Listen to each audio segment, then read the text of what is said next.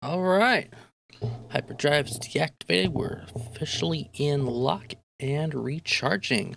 Welcome back, friends, family, and frenemies, to my stream, Eclipsed Frontiers. I'm your host, Luraziel, and another edition of EVE Online time, or something like that. Uh, so, bit of good news here. We're officially on the road to affiliate. That's right. Me, and you guys. We're officially on the road to affiliate in this stream. Yes. All right. So, let's get to it. It's another Monday. It's another glorious evening for me. At least it's evening for me. Couple of updates. But before we get into that, first of all, thank you to everyone that followed me last time and or that might have followed me or has followed me while I was off stream. I appreciate it. Hey, how's it going, Yelga? Good to see you again, as always. Let's see. Also, there's another quick update. As you can see, I now have a logo right there. Got more stuff on the way too. More things to show. You guys will get to see some of the cool little graphical enhancements that I've done. Also, I've set up my Nightbot, so there's a few commands you guys can use. You might have seen in the description. Feel free to use them if you need a link to creating a new account. Maybe you're a brand new bro just checking out the stream for the first time, or the stream for the game for the first time. Not quite entirely sure if you want to play EVE Online. Well, get that recruitment link. Get your million free SP. It'll help you out a long way. Even if you stay alpha, that's important. Hi, Misa. I hope it worked. Did it work? I'm not sure. Yeah, it worked. All right. So there you go. There's that link. Another thing, too, is I've got one for schedule, and I've got one for my link tree. So you guys can find my link tree just by typing in ! link tree. As Misa is showing all of the things now. And of course, they'll scroll too. This will probably be the first and only time I stream that I actually mention this kind of stuff. Probably the final update. For those of you that are not super happy about watching Twitch on VOD, I have started updating the YouTube channel Eclipsed Frontiers with my Twitch VODs. They are unedited, they are raw, they are as you see them here live. So yeah, if you want to watch it on YouTube with all of YouTube's great and cool features, I'll be there. And of course, more content is going to come to that channel. It's not just going to be for Twitch VODs. But as a start, there you go. Good things, right? Let's see. Last but not least is to go over what happened last time. So what did happen last time? Well, it was Thursday. We went over a few... went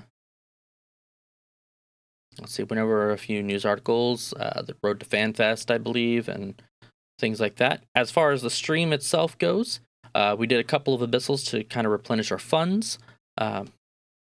Yeah, it looks like it didn't show the schedule of me, so that's fine. It should start playing it automatically. It's designed to do that too, so not a huge deal. Maybe it's just set for spam protection or something. I'm not sure. Nightbot's strange. I haven't fully figured it out yet. But yeah, so we did some abyssals. That was kind of a big thing. We did some abyssals to replenish the 4 million I think I spent on the specialization laser skill books, and we went over the Magic 14. We went over, and then we went back into wormhole space, and we tried to, make our way that way, and that still didn't produce us much in the way of results, which is unfortunate, but that's all right, because wormhole space is fickle. Bob's very fickle at giving us content. Sometimes we get lots of content, sometimes we get nothing. So it's kind of unfortunate that we didn't get anything, but at the same time, that's just how it goes sometimes. So from here, we'll go ahead and switch on over, and we'll get started with the EVE news, and then get back into the game and have some fun, right? That's what it's all about. Fun per hour. And we're going to do some fun per hour. 3 hours of it. 3 hours. Yeah, well, it's probably 2.5. Yeah, same thing, right? Same thing. All right, let's get into it. Switch on over. All right. And as always and forever, let me see here. Minimize that. Okay. Excuse me. As always and forever, don't forget, you can always email me, Gmail me, if you will, at eclipsed.frontiers@gmail.com. I do check it on a regular basis, so make sure you tell your Brave spies, your Goon spies, your HK spies, your Horde alts that are crabbers, your Wolfie alts. Tell everybody. Tell all your friends. Tell all your family members. Tell all your non-Eve friends. Maybe they want to play Eve. We all want to play Eve. We just don't know it yet. That's the key. We all want to play Eve online. We just don't know it yet. But yeah, so just, if you've got any kind of content or you just want to spout hate mail to me or whatever, if it's good, it might be featured here. Or maybe not. Who knows, right? But there you go. There's the Gmail. And going on with the patch notes. There wasn't really much in the way of patch notes. I noticed that there were a couple that popped up since the last stream. I think, let's see here. It was Thursday the 24th, so this would have popped up on the 22nd. There wasn't much in the way of that. This one did pop up actually earlier today. It's interesting to note that the DBS was kind of messed up somehow, so they are fixing that, which is good. It's just a bug fix, so nothing too amazing. But the fact that they're going to be set to the highest multiplier it was in the past 2 months might be something of interest for those of you that love to do ESS robbing. So, keep an eye out and see what you can find. So, I think that's the same thing. It's either that one or it's the player bounties. But anyway, so that's it pretty much for the patch notes. Unfortunately, last week we didn't get to have an edition of the Brave News Network print edition. The wonderful people over there were on a much-needed vacation after our unfortunate loss of our home in Kappa. Those of us in Spoopy. However, they are back, or they had come back just a couple days later with an article, fresh off the hot press. I read it this morning. I had a little bit of time. And we'll go ahead and go over it right here. Monday Brave News Network. How about that, guys? Yeah. So, as always, this is the Brave News Network print edition. You'll notice it's in a slightly different format. That's just because of how I had to pick it up from Yelgab Exela, our very own reverse Alex Bagley. This particular edition is proudly sponsored by Biscuit Industries. And I will put up the homepage right there so you guys can see it. Wow, that blew up a lot more than I expected it to. Why is that so blown up? There we go. Hopefully you guys can see that. Tried to make it a little bit easier to read for y'all. I don't know if that helps. But essentially, it's the Brave News Network print edition. You can find it on https://sites.google.com/review/BNN TAC archive/home. The latest article is always to the very left of the home link on the Google Sites page. And you can follow along. This particular one was dubbed on March 19th. We actually got it a few days late. Due to extenuating circumstances. And this edition is proudly sponsored by Biscuit Industries. This is another EVE Online Brave corporation. They make the best biscuits. So order biscuits from Biscuit Industries. Good stuff. Good stuff. No, they're a hauling corp, and they do a really, really good job. They're always on time. I think the few times I've actually dealt with them, they've been amazing with everything that they've done. So props to them, kudos to them. They do a fine job, and I hope they continue on for many, many, many moon pool cycles for us. FanFest and Walking in Stations 2.0, running from May 6th to 7th. The first EVE Online FanFest in years is fast approaching, featuring developer presentations, parties, and, of course, the most famous bald head in EVE, Scott Manley. The weekend is set to be one filled with fun. In the past, FanFest has been where significant updates and new features have been launched, and there is some evidence that this year will be no different. Over the past few months, small amounts of evidence gleaned through the added files have hinted that there may be an update to put a greater amount of emphasis on the character model. Potentially a return of walking in stations. That could be really exciting, by the way. Not gonna lie, like, back in the early days of EVE, when they first had walking in stations, I don't know if any of you remember, but it was really cool. I remember being able to try that a few times and just being able to get out into kind of my own little command room, my own quarters, and just kind of mess around and play around with stuff. It had a very best way to describe it for this day and age is a Star Citizen feel to it in a lot of ways. If you've ever kind of betaed the Star Citizen setup, of course, Star Citizen's a lot more open. They've done different things with it, but it's a lot of the same type of thing that they did here with CCP. And it was good. It was good for all its intents and purposes, and I wish they would have gone further with it, but they had to scrap the project. But yeah, so anyways, while this is mostly speculation, recent scope and pulse videos released by CCP, which I posted their latest pulse on my Facebook, Eclipsed Frontiers page. Go check it out if you need a link to it.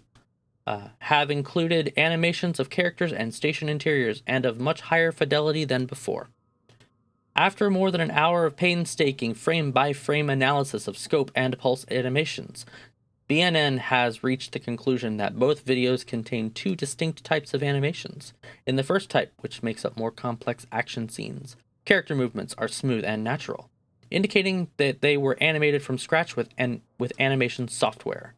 Additionally, the first animation type contains minor compositioning and layering errors, as well as lens effects, while the second type does not contain of these aforementioned features. Significantly, the second type of animations seen in these videos are much more mechanical. Characters move from only a few rotation points. Their arms do not rest correctly against the body, and their models have noticeably lower polygon counts. Although less aesthetically pleasing for YouTube videos, it is easier to use this model type as a player-controlled character. The hypothesis of BNN research has concluded that a return of walking in stations is likely, but not guaranteed. As FanFest will not begin for several more weeks, all we can do is hope and look for more evidence until May 6th. Actually, that's kind of a good point. You'll notice that if any of you have ever followed how game development goes, a lot of your alpha and beta stuff is made to just quickly be put out so you can test for actual bugs. Like all your art assets, they're kind of like one of the last things to get thrown in and tested and polished, because it's more important to check the content, the gameplay, the motor movement, various things like that. Because who cares if your arm is going through the back of your spine, right? As long as you can fire that crossbow at whatever monster you're looking at, that's the important thing.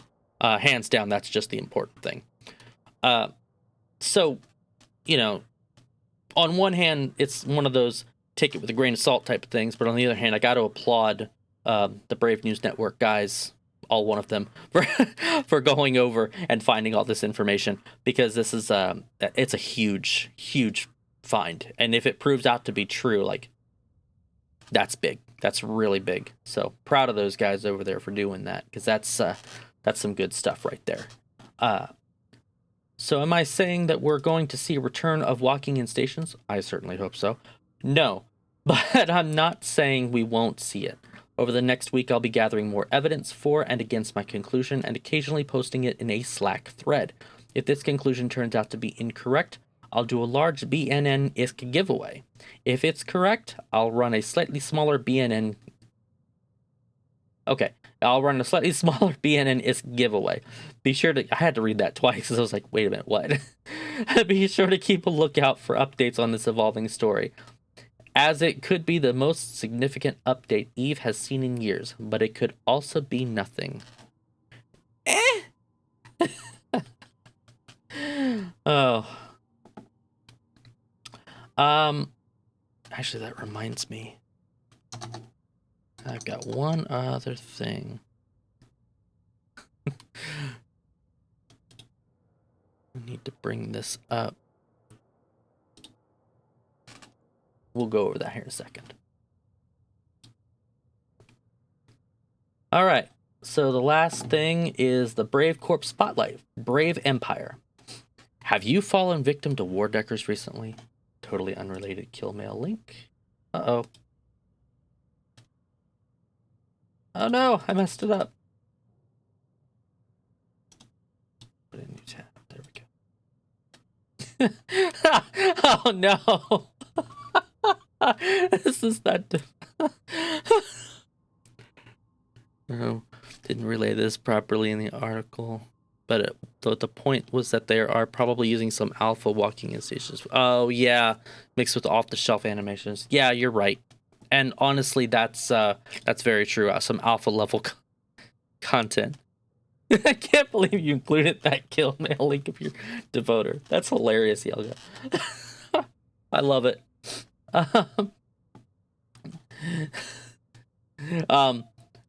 For those of you who weren't here last week, this Yelga posted this link to us that got caught right outside of Jitta 4.4 off the undock by Black Flag guys. Felt so bad for them. Anyway, back to the article. Do you want to try your hand at high-sec living with the support of Brave, ice mining, hauling industry? If so, Brave Empire might be the corp for you.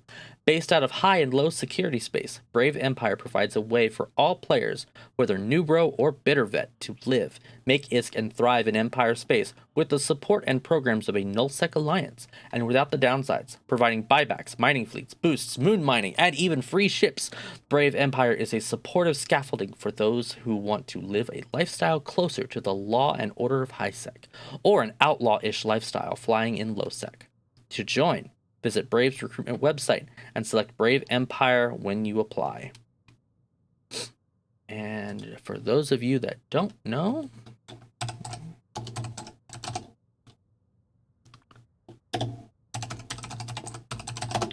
our main page is www.bravecollective.com with a nice big old Join Brave Today button right there. Go ahead and take that off so you can see. We've got all sorts of cool stuff. We do all sorts of cool stuff. So yeah. Actually, whoever actually did this website did a really bang up job. I really like it. Something I want to go ahead and point out for those of you that don't know, a Bitter Vet is someone who has been at this game for quite some time and has seen many patches come and go, and many playstyles come and go. So now you know, in a nutshell, what a Bitter Vet is. So if you hear someone, like if you jump into Eve and you hear someone talking about back in my day, well, let me tell you guys, back in my day, when I first joined Eve, we didn't have this cool little, oh, I got skill points. Oh, I got potted. Oh, I still got my skill. No, I didn't have my skill points. I had to make sure I had a clone to keep my skill points. As insurance, I had to spend ISK to make sure my skill points and my time trained wasn't lost. Thank you, CCP, for fixing that. It's been a long time. That was like 06. But anyway, so there's my back in my day moment. But no, there's like Brave is actually really good. They have a lot of supportive things, and it is true. Them being a nullsec alliance, they still have they still have the push, they still have the clout to be able to help people along their Eve journey, no matter what that may be. And there's no hard feelings amongst the whole bunch. I mean, we're all just kind of trying to get through and, you know, play a game and have fun, right? Fun per hour, like I keep saying. Another big thing too, as far as providing like free ships and things like that, that's through the Brave Dojo. Yeah, they were really harsh, Misa. They were really harsh.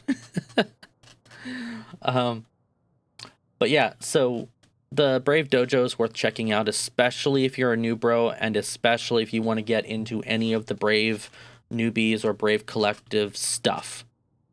Anything Brave related, like no matter what you join, you have access to dojo resources essentially. So, you know, should you decide to join, and I'm definitely suggesting heavily that you do, because Brave is a great place. There you go. You've got some support. You've got some backing. I can't promise you'll find me. I'm not as active in Eve these days as I would like to be. Just real life just keeps kicking me in the butt. So maybe one day. But, you know, I also play on a tune that's not a part of Eve. Or a part of the Brave News Network. Or a part of the Brave Collective. On purpose.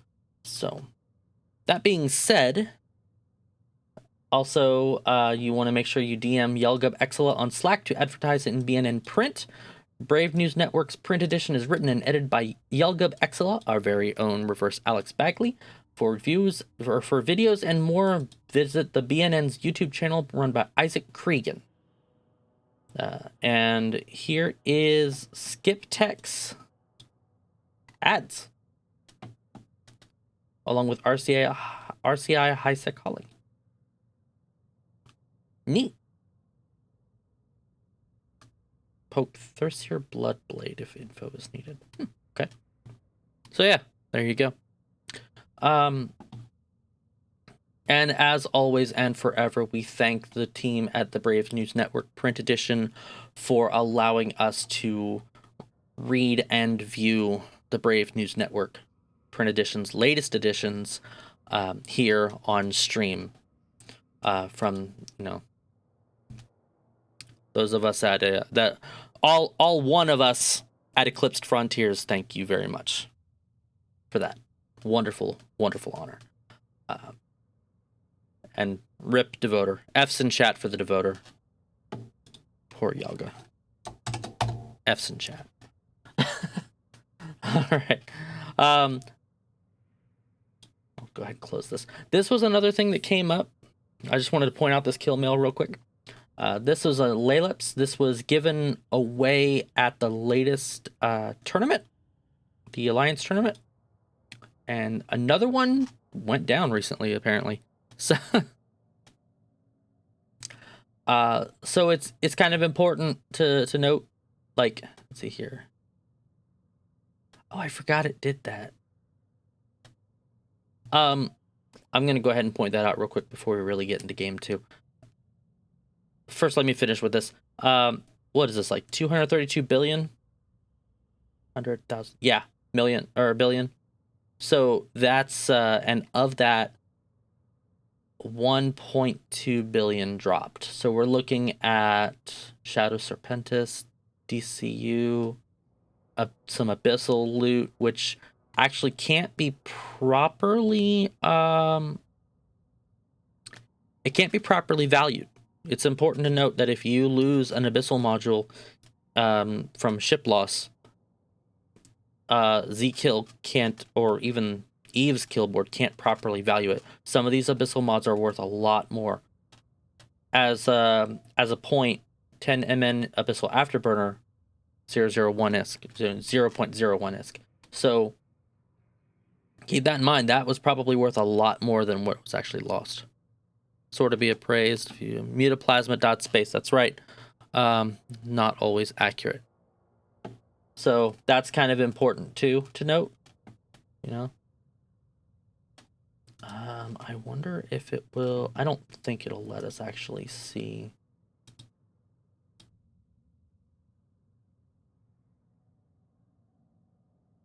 No, it doesn't show us the specific details behind it, which is unfortunate.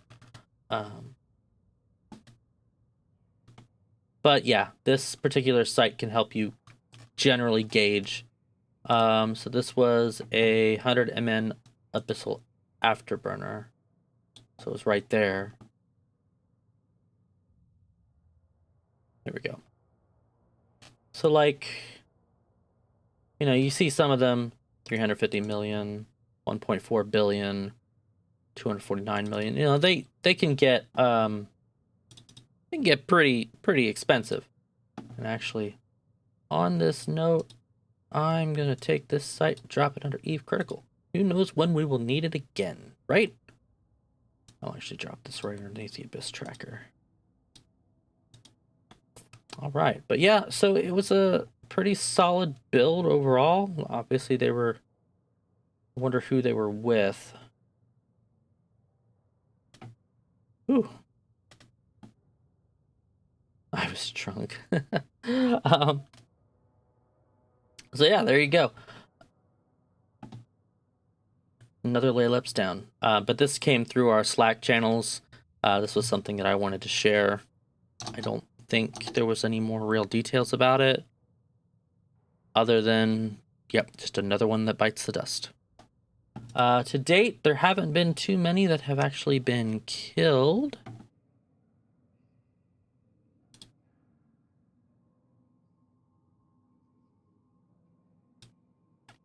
Let's see.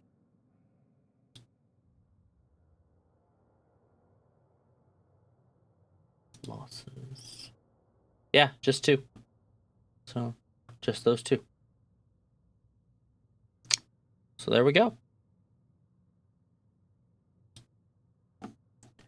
All right. Well, that does it for the news. I'm actually gonna. That will make life a little easier in the future. And we'll go ahead and bring this over. As you can see, from here on out, or not from here on out. Well, yeah, from here on out, but that's not how I wanted to actually lead with that. From this point forward, at the very least, at least for a while, this stream's going to be powered by Spoopy Magic.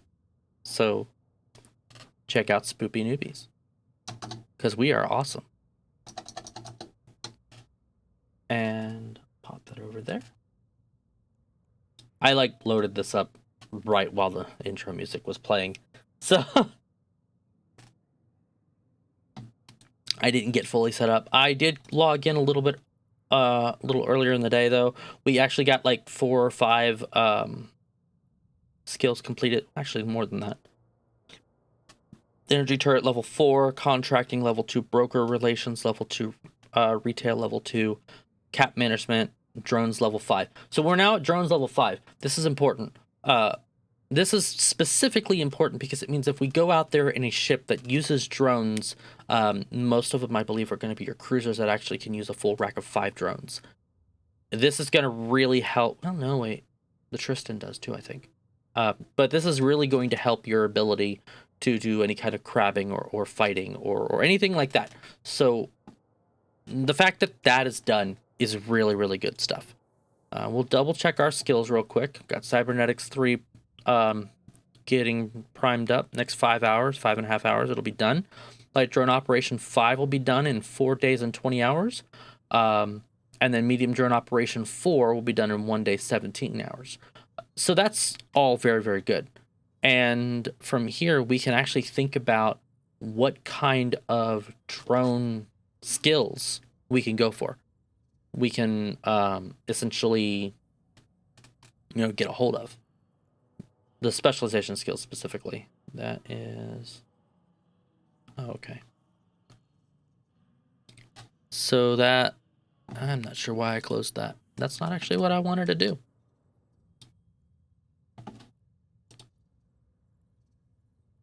And drones, there we go.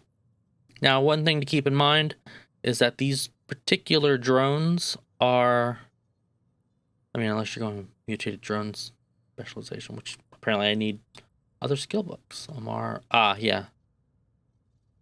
Margalente, Minotaur, and Caldari, which is what I'm looking for. So all of that's going to cost 136 million ISK. Wow, that's expensive. But we're looking for the specific cost of these. These are about 13 mil a piece, so they're not too bad. You can actually get them up with a couple hours of T0 abyssal grinding, and then you just have to train them up. So, like, I suppose if we had the time, given that this is 29th, okay, see here, got about 3 days of Omega time. So if there was time, which if we've got 3 days, then I'm gonna actually drop that there. That way I can get that trained for sure. If there was time, then we would probably go for something like, you know, we would try to go ahead and get the drone specialization books. I'd probably still go for them anyways myself, just because. What is that?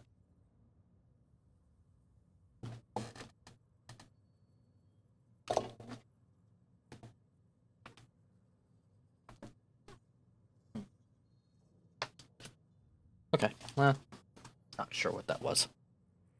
I would try to get them anyways, just because, you know, should we get Omega again, it's good to have that. Or even if you just keep getting the skill books or skill points, because you've got the campaigns, right? Every so many clicks throughout most of the month, you get them, and you know, you get like 50 million skill points, I think it is. Yeah, 50. Or no, 50,000, sorry. So that's where we're at. So as of right now, we're hopping back into the game overall. And I hope it's as smooth for you guys as it is for me. Another thing to point out, before I really get going, I double checked my YouTube VODs, and I know that I'm, like, for you guys, when I'm live streaming, I'm doing it in 720p, 60 FPS.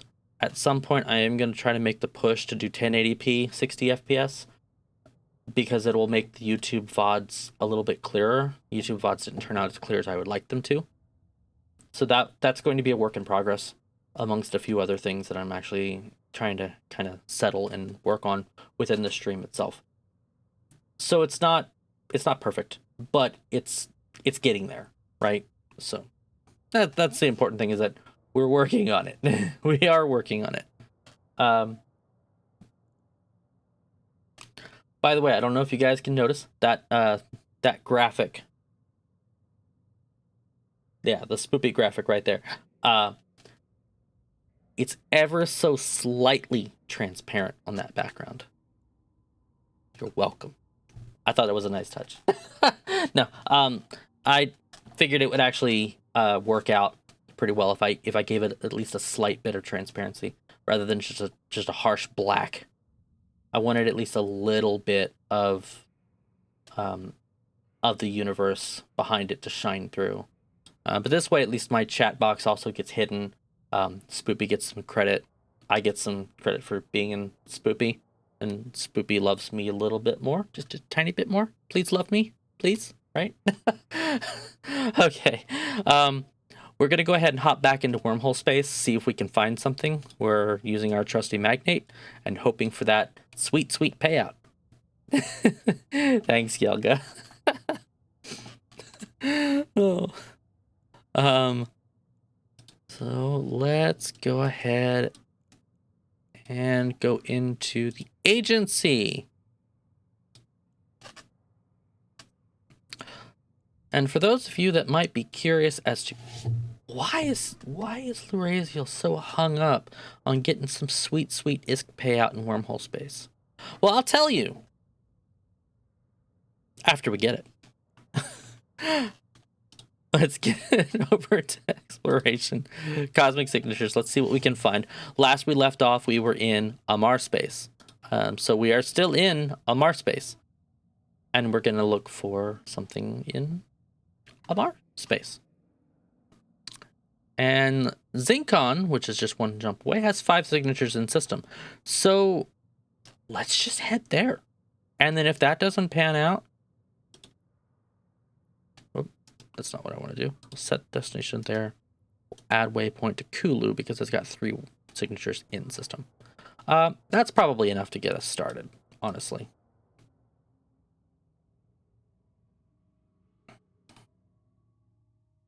For those of you who are curious, by the way, I know last time I talked about the Magic 14. Also some adjoining additional skills. Badger. Cool. If you guys have any questions, feel free to just hit me up. You can send an Eve mail to Rick Rikerson, and when I get onto this character, I can start answering those Eve mails. It might take a few days. It might only be on the days that I stream, but if you at all have any questions about anything that I talk about, feel free to just DM me and Eve online, or message me, or or Eve mail me is what I meant. Rick Rikerson. It's pretty easy. You can also Eve mail my main, but I don't get on him enough anymore, and it might be harder to spell that name. So if any of you want that, I can just let you know. If you see me out in the deep black, then I mean, you'll know it's me. So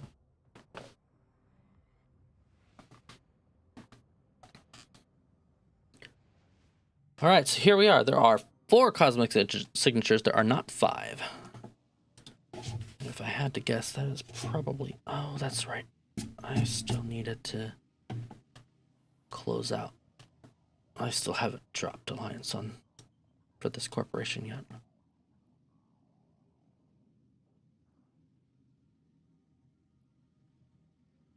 There are 4 lights. Wait, there are? I'm confused now.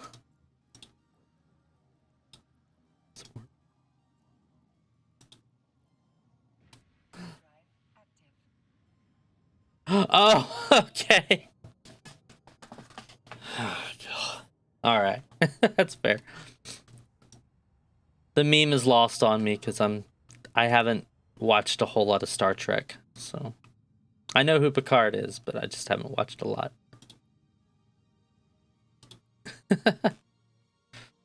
Also, how's it going, Tech Witch? It's good to see you. Oh, there's 3 cosmic signatures now. Oh, someone's running them. Let's see what we can find.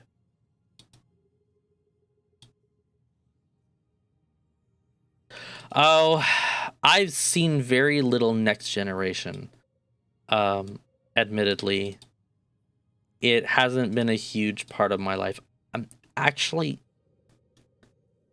more of an anime and DC superhero fan. Like, I watch a lot of the DC superhero TV stuff, or I did back when it was like really in its heyday. But nowadays it's mostly just anime, and I think I've almost exhausted all the current anime that I can find that's actually that I really enjoy. So I may have to double back to various Star Trek stuff just to have something to watch. Oh, I forgot to turn that off. Otherwise, we're just gonna keep getting yelled at. There we go.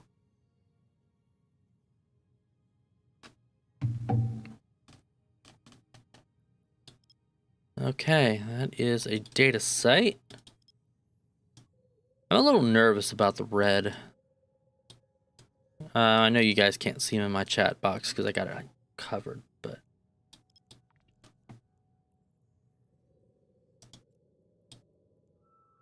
Yeah, I figured it was a Goon Swarm guy.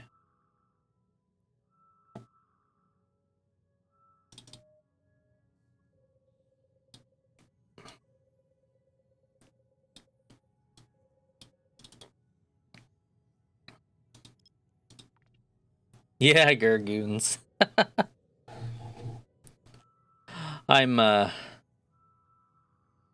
in desperate need to log into them to the main. That's a relic site. Okay. Also not exactly worth it. But I'm in desperate need to log into the main that controls the corporation that I've got this alt in and get him back to being allianceless. I don't want a, I don't want to get in trouble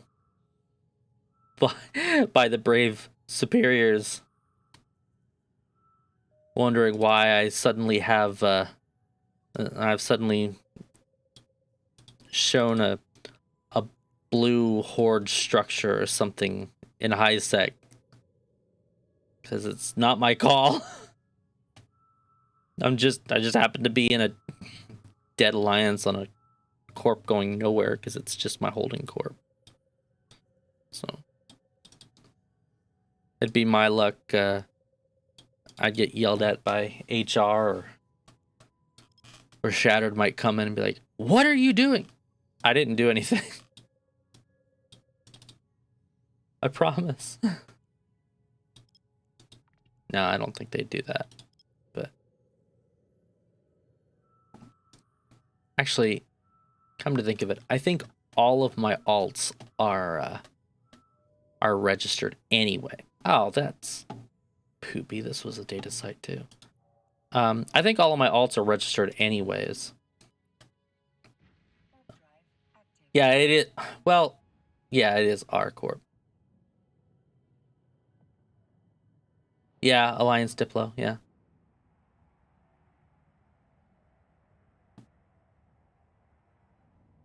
Well, no, Mesa, I'm not in Ashes of Light. I'm in the alt that was supposed to eventually be our high sec or otherwise alt corp. So, I mean, technically R corp, but you know, it never even got up off the ground. So, Blood and Gold Industries.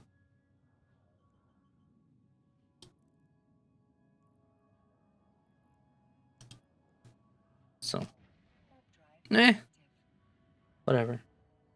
Yeah, I don't need a Navarin or Professor Push coming down on me hard either. That could be scary.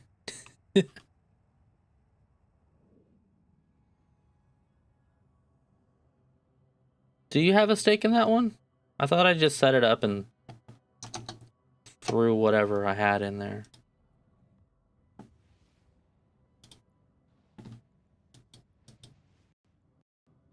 Oh yeah, that's true.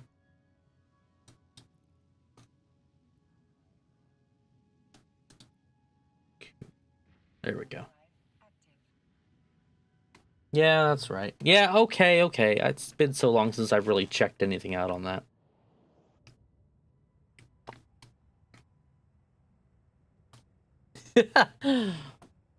Yeah, all those non-bread pings, right? Who doesn't post bread when they bread ping? I can't imagine who that would be. Certainly not me. I only ping bread. Oh, there's only 3 connections here. 3 signatures here too.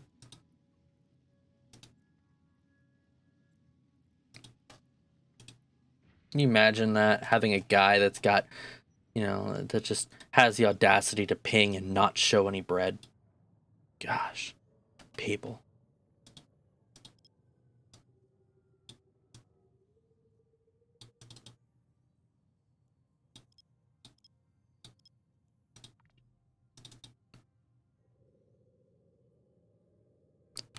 All right. Come on, Amar Space. Daddy needs a nice, quiet wormhole.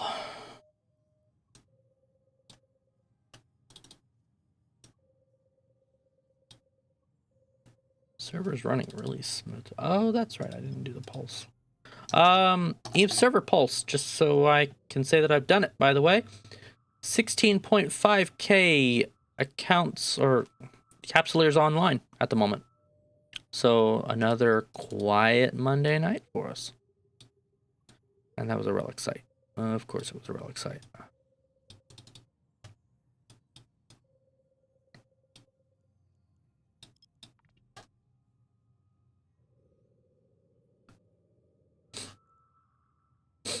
I'm gonna have to make the note too that if I ever want to do any kind of PvP in this game, I'm gonna have to actually start streaming a lot earlier, because there's nobody online right now. Like, it's actually very hard to find people online in this vast.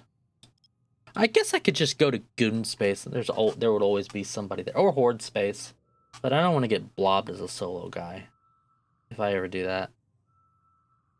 That would just not be fun. Combat site. Okay. Well.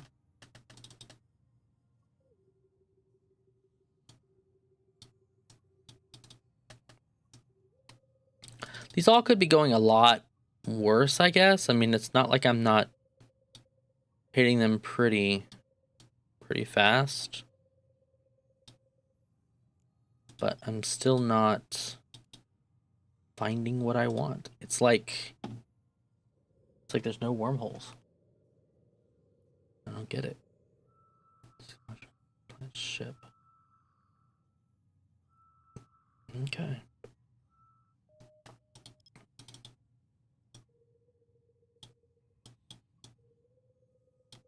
I can tell you this, now's probably a bad time to go and get evicted if you're in a wormhole, because if I'm having this much trouble in high sec finding a connection, I can't imagine what it would be for those that are inside a wormhole space right now trying to scan down their connections. No wanderings?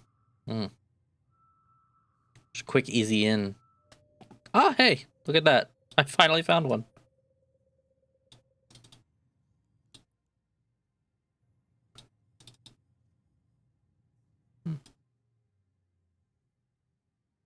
Of course, they're just chilling over there. He's probably wondering why I'm just chilling over here.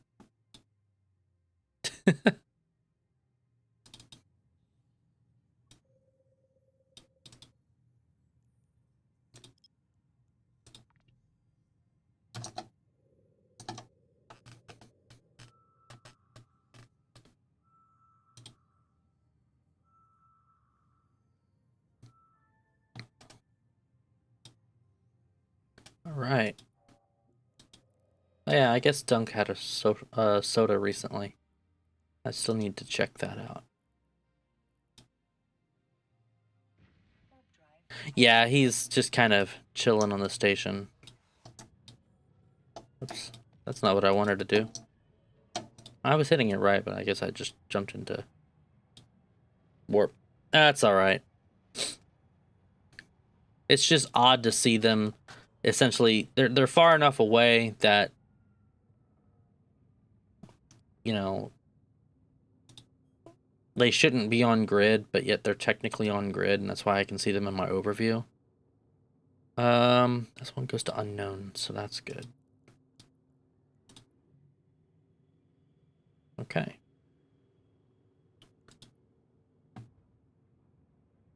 Let's go check it out.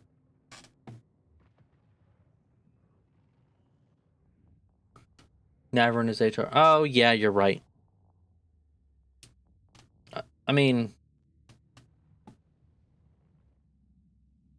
Okay, and as before, location home. Hope we don't ever need it again. D-scan shows nothing. There's quite a bit on the probe scanner. For those of you curious, using the overlay or the sensor overlay, we do have a couple of structures. All right, let's check out our warp outs. They're right there. So let's go there. And we will start making our safe.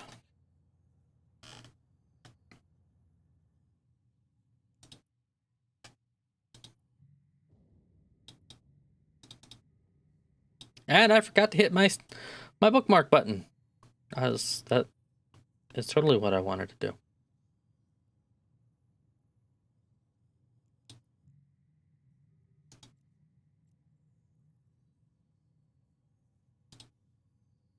Yeah, yep. F's in chat to me. All right, let's do this right.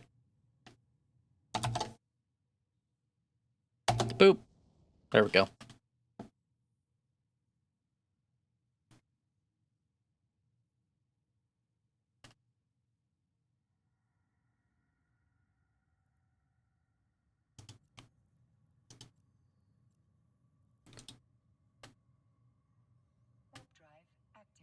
Need to say a virtual prayer to Bob. Enter a wormhole. Yeah. Yeah, that's the... I mean, I completely understand, because, like, when you do it for so long, you get repetitive, and you... I know, at least for me, you know, I'll start forgetting steps because I'm just so eager to get on to the next step. And that's, that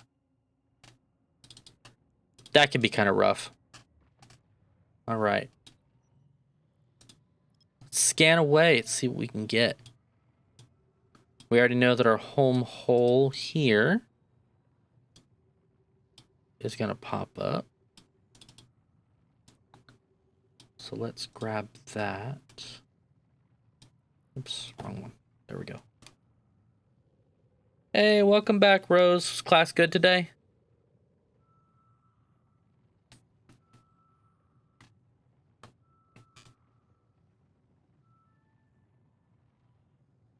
Okay. We'll hide this one.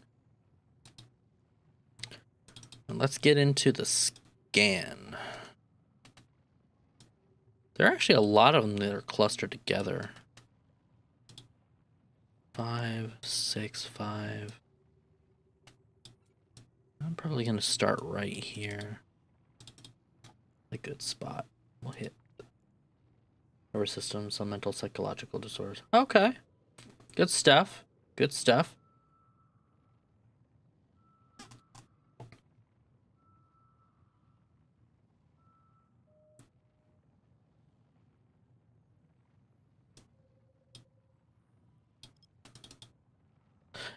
It's always been kind of interesting how living organisms just have this kind of this hardcore network of,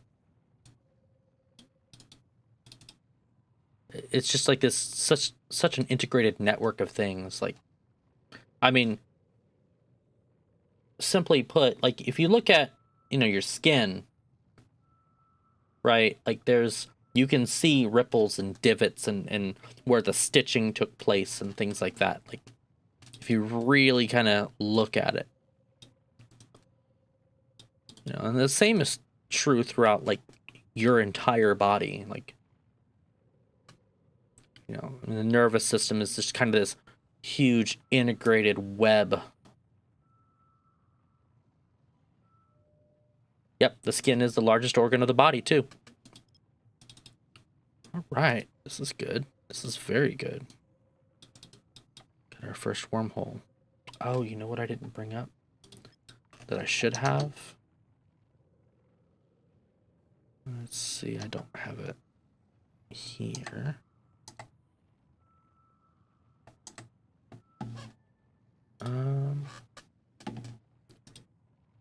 I should have brought up Pathfinder. There we go. It doesn't matter right this second, but it's all right. Go ahead and delete that. All right.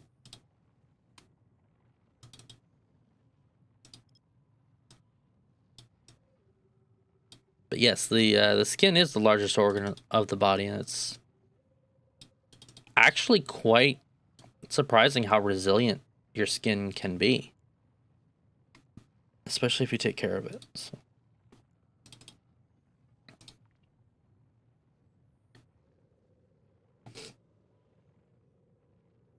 Oh, there we go. Okay, so it did pop up. It populated the C2 that we're in. It is a C2 low sec wormhole.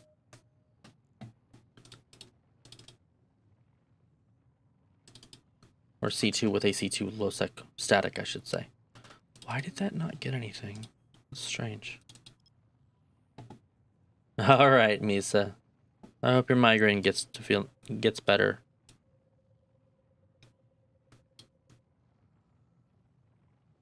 Alias. There's supposed to be an alias? Ah. Was I the only one that saw that in chat, or was that everybody, I wonder? Alright. I guess that means that the other one's not going to work either. I didn't know it had to have an alias. That's kind of a bummer. Okay, well. Okay, Nightbot. I'll fix you later. That's strange. I wonder if I was supposed to set a custom command. So that way,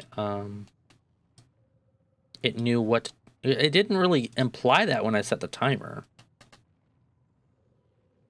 Yeah, it's just gonna fail on me. That's unfortunate. That doesn't make me happy at all. Why won't you do the thing I want you to do? Oh, wow, I got that one right away.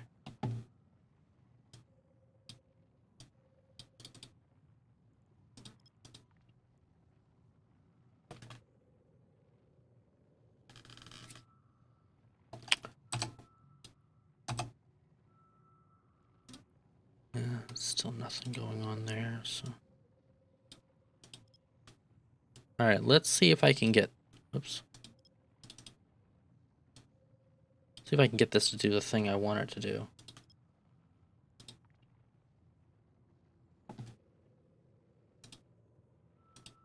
And meanwhile, I'll double check Nightbot.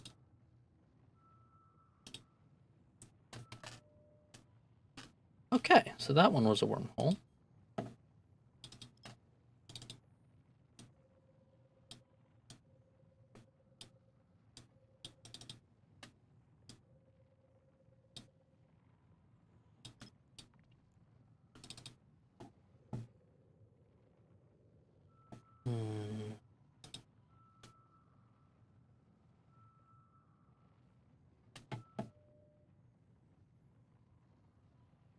So my timer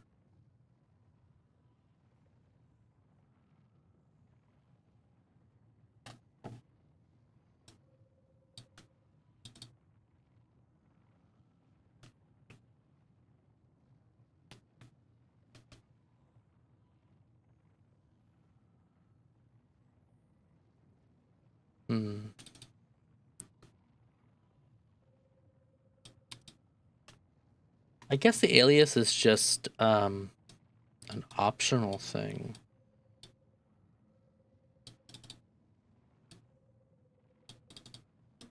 I don't really know how to work bots, if you guys can't tell. I'm still learning. Let's just try that. Let's see.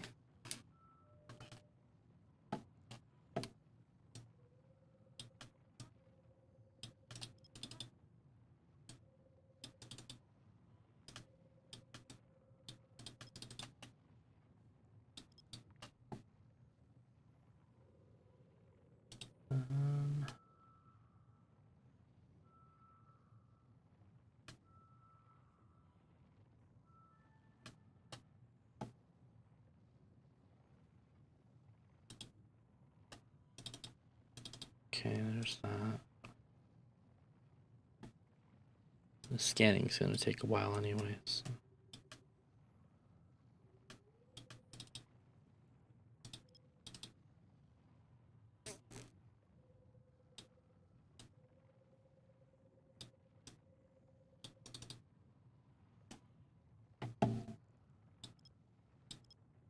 Big one. There we go.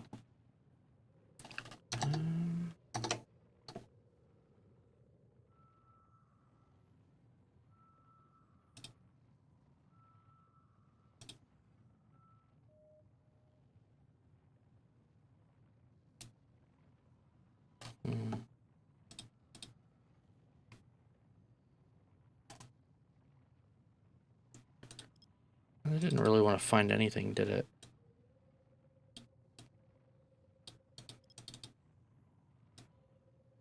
Now that we're closer to the planet, it should.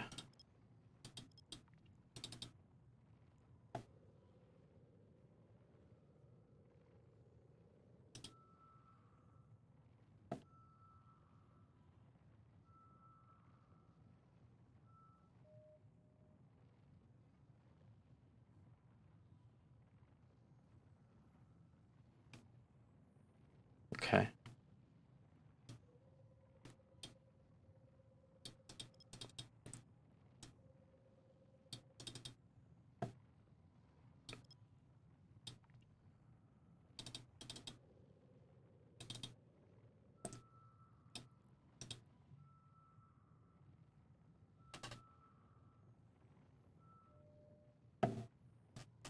Data site.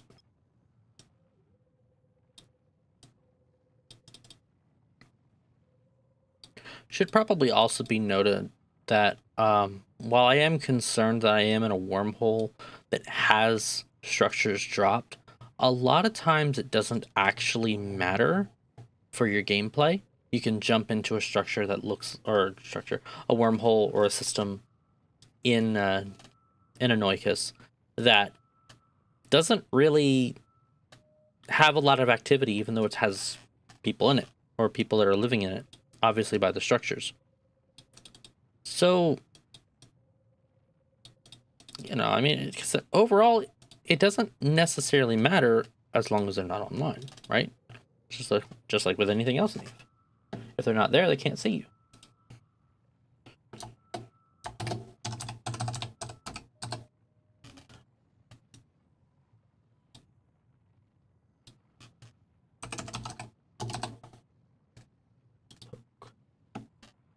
That way I can edit it here in a second.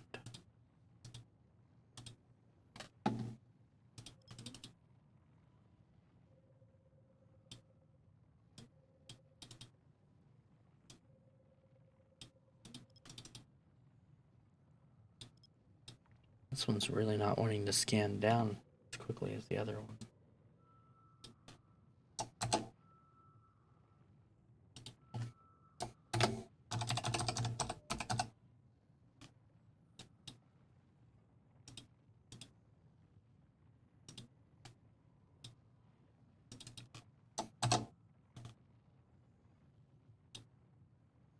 Okay, let me try that. And that one is a relic site, just because I'm curious.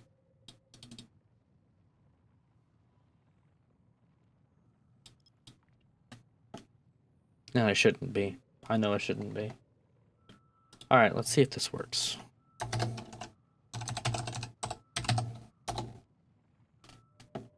Okay, so it did work. That's good. Forgotten perimeter habitation coils. Okay. And for any of you that were not here last week when I was explaining that out, things like forgotten and unsecured that you find in a wormhole are not ones that you as an explorer or a potential explorer can run. Yay! You can't run them because they are filled with rats, otherwise known as sleepers. Bob's chosen guardians for the wealth and riches that are inundated within J-space, otherwise known as Onwikis. Yeah, exploring Astradius. That's right. I've actually never done... I've never done PvE in Astradios in wormholes. Is that even possible? Or is it more or less just ninja hacking the sites?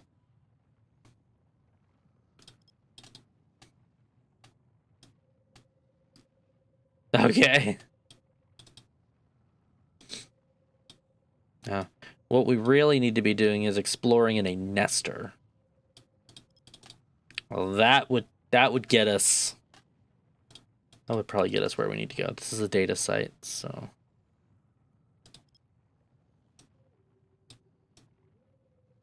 Because then we could just run... we should have the ability to run C1s and some of the C2s. Yeah, that's the only downside. But they do now have a frigate escape bay. So you can store an Astero in there and scan with your Astero once you lock it down into a safe. That's not bad. Expensive, but yeah, it's expensive, but it's not a bad idea. I wouldn't recommend it. That's a lot of ISK out there on the field. A lot of ISK.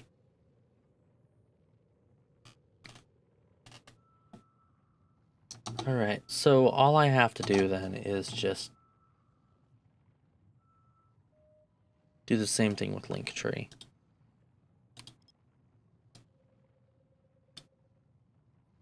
I'm getting a lot of beeps and boops from my phone. I know that's breaking the fourth wall a little bit, but because, you know, who has cell service out here in the middle of the Milky Way, right? Like, that's just not possible. Well, let me tell you, technology.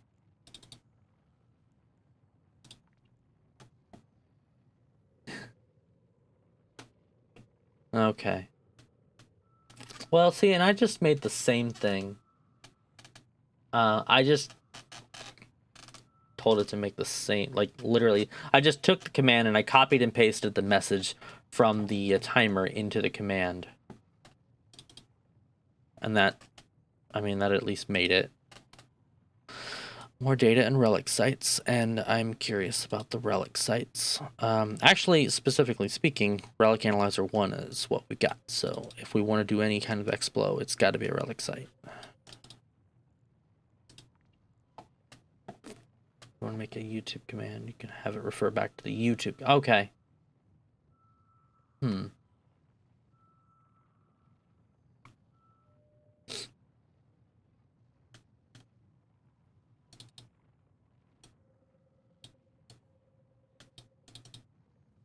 That's interesting.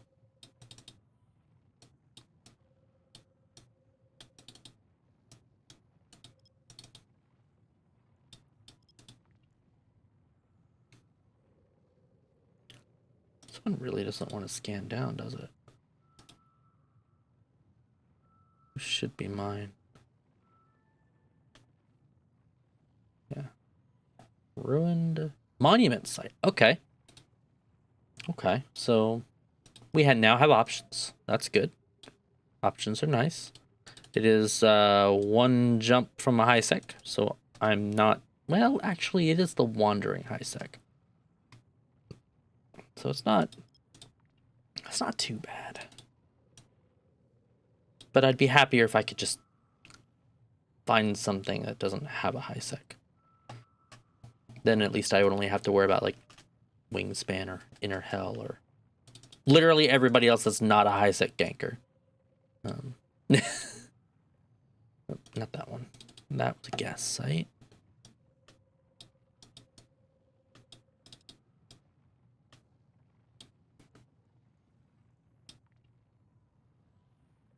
Good old Wangspan. Yeah.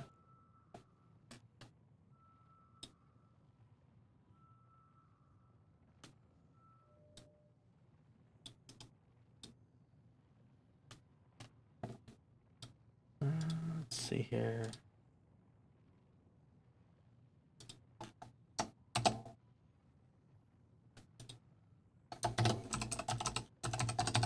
There we go. And that one was also a data site. Oh. I don't need it as an alias. There.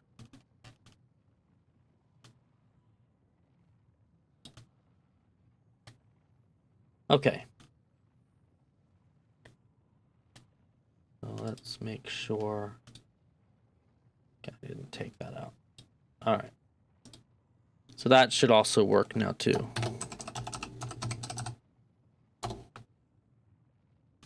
Maybe. Yes, it did. Okay, good. Okay, so hopefully when that's ready to actually cycle again one of these days, it'll actually cycle properly like it's supposed to. So we got 3 data sites and a gas site and 2 relic sites, one of them being one we can use. Yeah, woo, bot commands. I mean, if nothing else, it's hopefully going to do its job. I hope. Okay, that's another gas site. That just leaves this last one right here.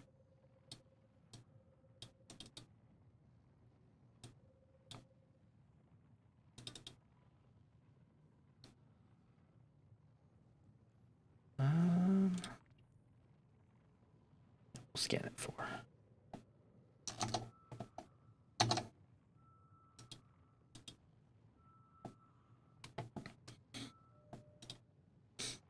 That did not find anything. That's strange.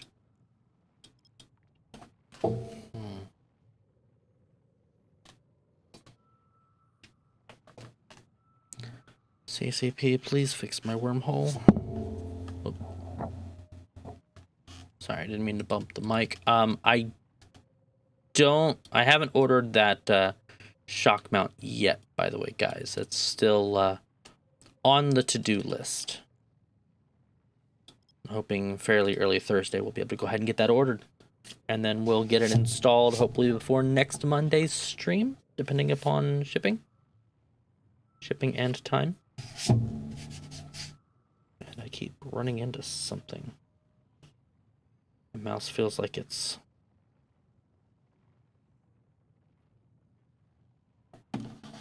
There we go. It's smooth again. I don't know what I was rolling over. Those space cats like to shed all over the ship, so makes things a little difficult. just a tiny bit.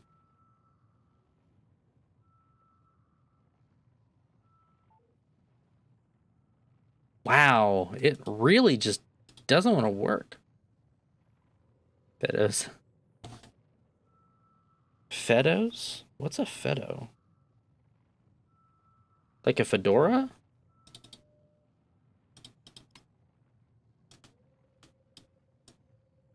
Or a federal agent?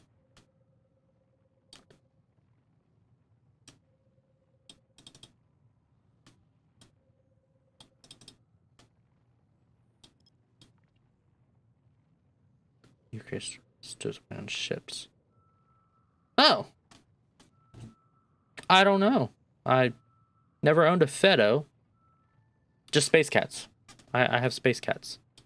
You know, best I can do is space cat pics, you know, that kind of thing. So let's see what we got here. We got 4 wormholes. We got 4 connections. Not including our own, which was in fact, I believe, a wandering. Of the 4, since we're in a C2, we have 2. Yes, count them. 2 static connections. So 2 of these 4 wormholes should be static connections, leading us into another C2 and another low sec. This one here is Q003. It is also almost dead, as we can see right here. This one leads into null security space. Smallest ship, so this is going to be a frigate hole. More specifically, it looks like this particular frigate hole, I want to say this goes into a Marnal. All right, moving on. So we don't need that one.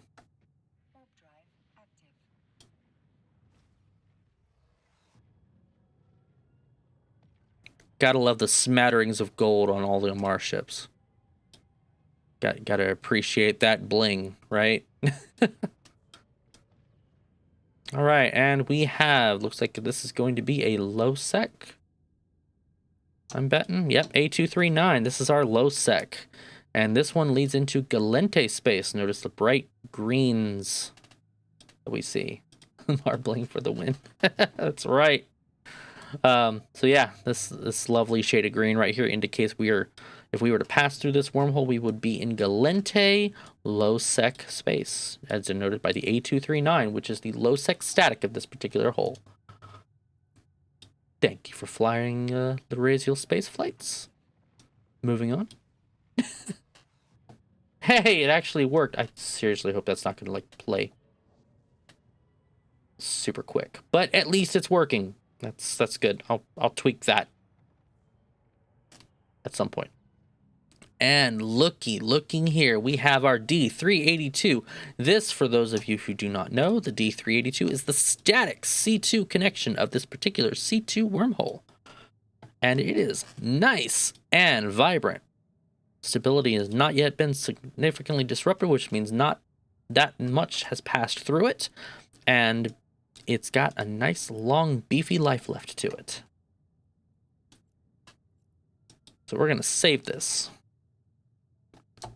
C2.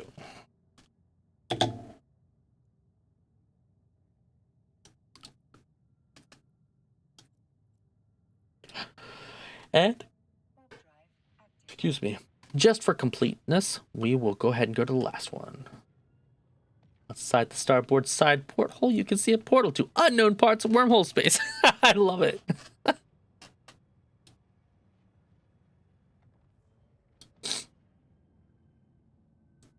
And if you look through the front window, you can see the front viewport.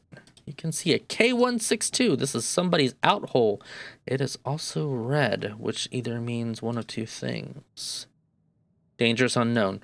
So there's two ways you can look at it. Dangerous unknown tends to have, and I bet if I really go through this and look, I bet this is going to be a C5. Yeah, exactly. It could have also been Minmatar, but Minmatar is going to have a more rustic color. Yeah. So I believe the C5s actually are a little bit more, and I'm going to get away from this as quick as possible. We're going to go through the C2.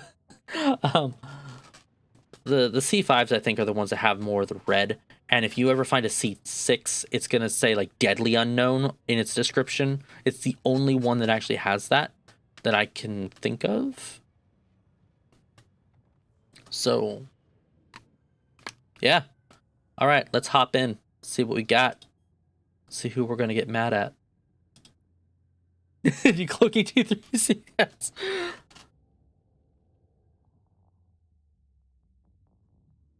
And we ran into a C2 connection with a C3 and high sec static.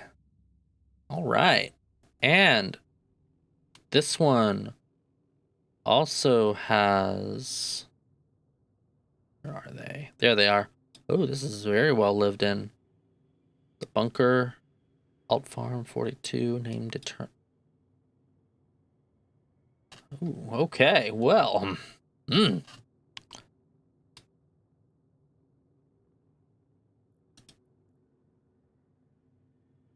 Boy, Athenor, Astra House, Athenor, Fortizar, and Ritaru. What a run. I don't feel too confident about that one. I think we're going to go back. So what I'll do is I will go ahead. I mean, it's already got a high set connection anyways. Actually, that one had...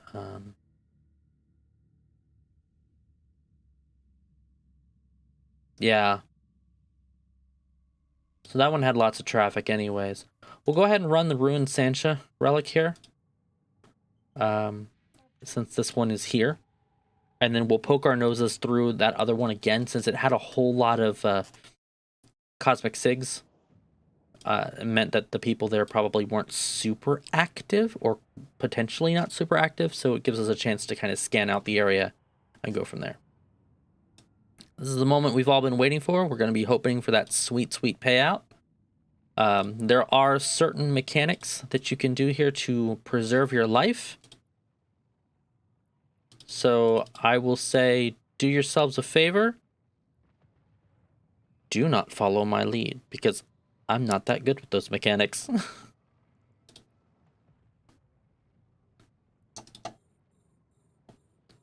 But, that being said, once we get here, orbit at 500, and we'll try to give ourselves a little bit of motion and keep an eye on things.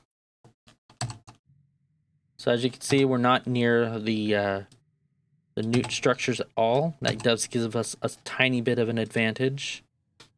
We're also far away from the high set connection, so I should be able to catch anybody that comes through, hopefully, as long as I keep spamming my V as in victory key. We'll get going and hope for the best.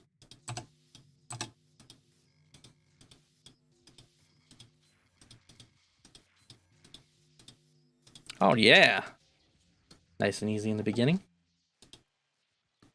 A nice 2 mil payout there. Control Shift click gets rid of our other target. Thanks. That was really lucky. They don't usually go that quick for me. I'm actually used to doing this on an alt that has, or my main specifically has the ability to just, it has level 5s on everything. So I'm just so used to it. Doing it on a newer character is a bit nerve-wracking because there's so much more that I don't like. Ooh, that really kind of limited me. I didn't expect that. Wow.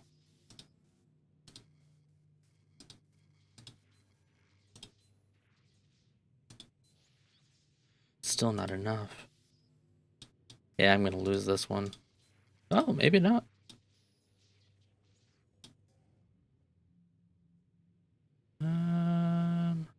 This one. Let's see if we can go further.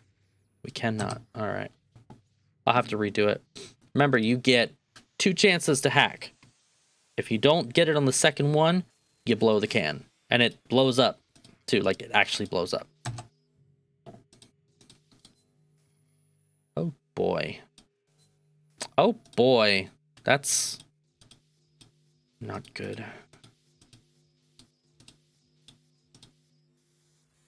Okay, well.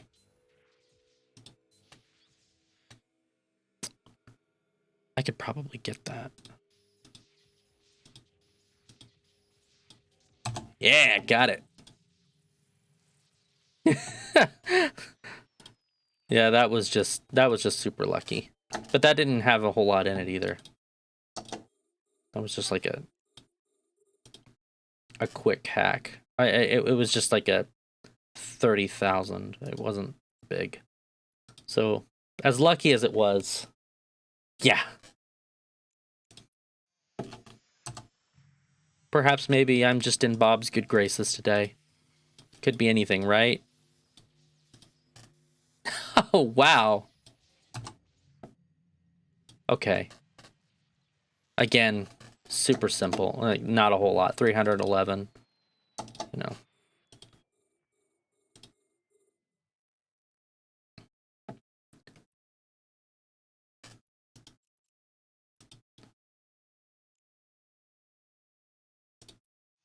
All right. Let's keep going.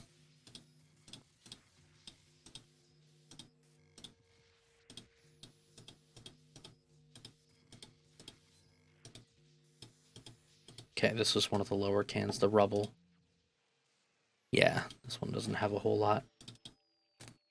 It's the ruins. Like, I believe it was the ruins. If we were going to have any kind of like a real payout, the ruins would have done it. We're lucky in the effect that we're not blowing any cans. So that's a really good benefit to us.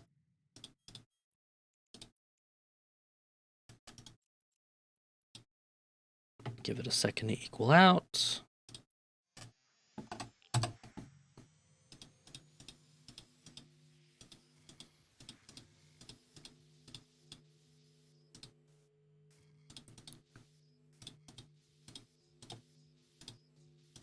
Okay.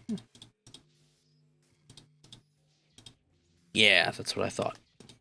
I'll have to explain exactly why my logic was for taking on that particular node there here in just a second.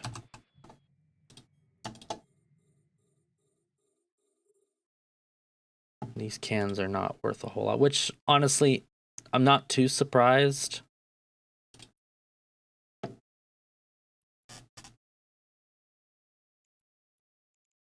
All right. Because this is a monument site, I believe we found out. Oh, that's no good. It's going to have to go right away. Okay. Well, darn. May have to...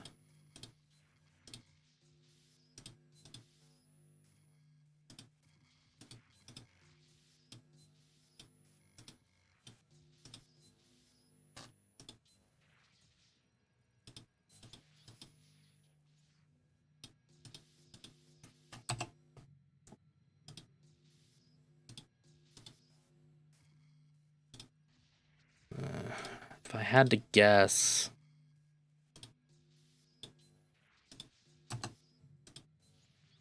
Wow. This thing hammered me hard this time. Yeah, there's no getting around it. We'll just have to redo it. All right.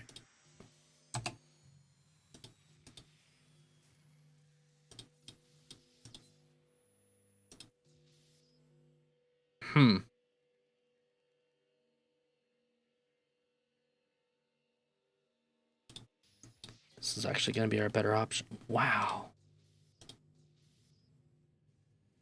Okay, so I'm probably going to lose this. And there's the pretty explosion I was talking about. Yeah.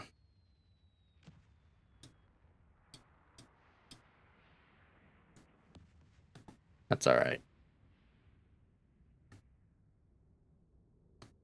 At least it offered us a very pretty explosion. Can't complain there. Let's go back to our spot.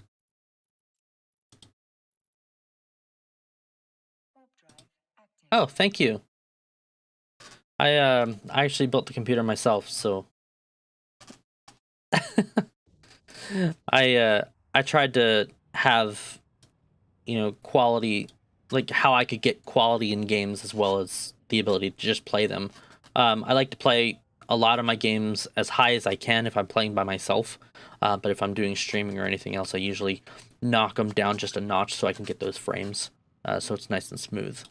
Which is why I'm hoping that I can start doing some testing for some 1080p streaming and make and still be able to stream. I've got the internet for it, but I think the last time when I first set it up, it didn't go through very well. For whatever reason, I don't remember why. So before I go into the next wormhole, a little bit of what I was doing there. That was called the rule of 6. So if you have a node, and I'll show you next time, if you have a node that's in the center of 6 other nodes, you click that, that's almost always going to be safe. You can click through it. If you click on one of them and it has something that, you know, like something to fight, one of the a defense node or whatever, then your what you're looking for, your firewall, is always going to be right there next to it somewhere, and you just kind of gotta pick and choose around it. It's a little bit more difficult to explain, but this gives you an idea. So next time when we run into this here, hopefully later, you know exactly what I was aiming for, and I'll try to kind of explain it as I go along. But I'm dealing with like 3 things at once, so it's harder for me to explain while I'm showing. In the meantime, let's see what we got. So our bounty, aside from some metal scraps and carbon, 4 million. So effectively, if we make it home with this, yeah, it is a busy game. It very much is. If we make it home with this, we'll have made, I believe, about double the cost of our ship. Not, well, yeah, because it's counting all that extra. So I believe the ship here costs maybe 2 mil, if I'm not mistaken. So let's go ahead and head back into the C2. Let's find their high sec. Hey, look, it actually did what it was supposed to. That's good. Just hope it doesn't do it often, or too often. It should only do it, like, I think once every 25 minutes or so, something like that.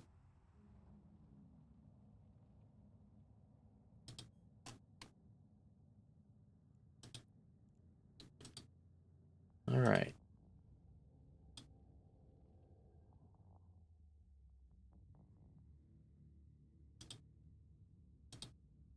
Is it 15 minutes? And that might be because of how I got it started. Okay, the schedule one's supposed to be 20 minutes, and the link tree is supposed to be 35 minutes. Hey, Lionheart, how's it going? Yes, affiliate height is activated.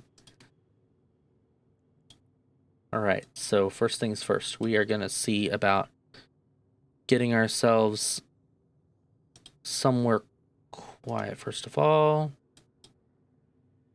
Let's do C2 for that one. We'll just save it like that. And we are... Oh yeah, this is a small hole.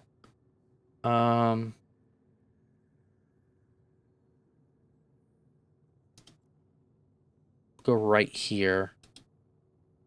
That way we can warp in between those two. And I'll probably, actually for this one, I'll probably just make a deep save. Because there are so many structures, I would much rather... Oh wow, there are even more. I wonder who owns these. Oh, Ivy League. Okay. Oh, well. All right, let's go... Actually, let's just go back here. Yeah.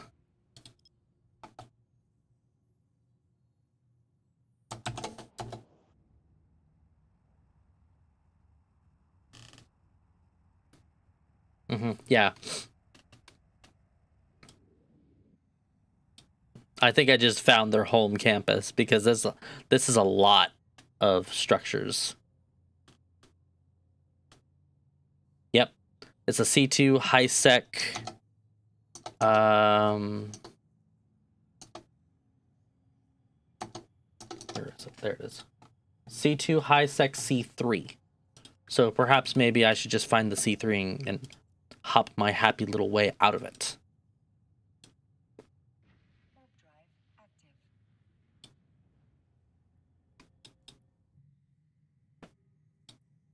I wouldn't be surprised if they probably already know that I'm here. Actually, it's not a bad idea. I think I will hop through into their C3. Let's see what wanderings they've got. The C3 wandering is an 0477. The high sec is a B274, just like all the others that we've found on the low class wormhole side. So let's go here.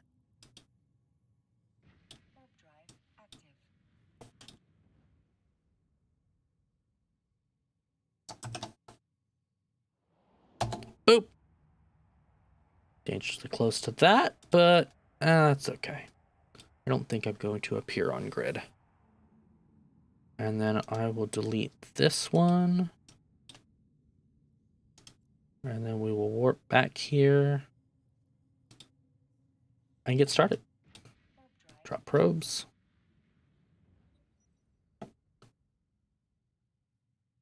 And once we are ready and burning out, we should be somewhat safe.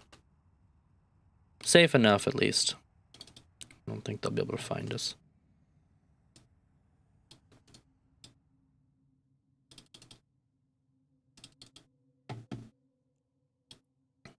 Honestly, I'm kind of more concerned about the Mother Cluckers than I am the Eve Ivy guys. Because the Mother Cluckers tend to, from what I remember, they tend to hunt explorers. So, as far as active threats go, they'd be the ones. Okay, so that one just dropped 2. Now that one is supposed to be every 20 minutes. I wonder if it resets based on... It's supposed to do it after so many lines too. But I got the lines set kind of low, so I'll probably have to increase the lines.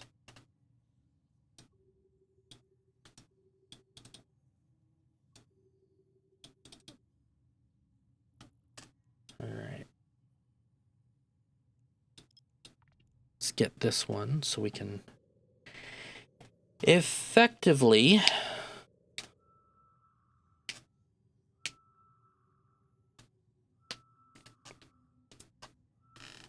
Sorry, I'm cracking my knuckles off camera because they're stiff. They kind of bug me a little bit.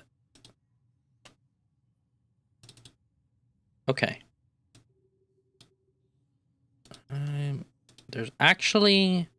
So there's a method you can employ to help you scan faster. And given how many signatures there are here, it might actually be a good time to talk about that.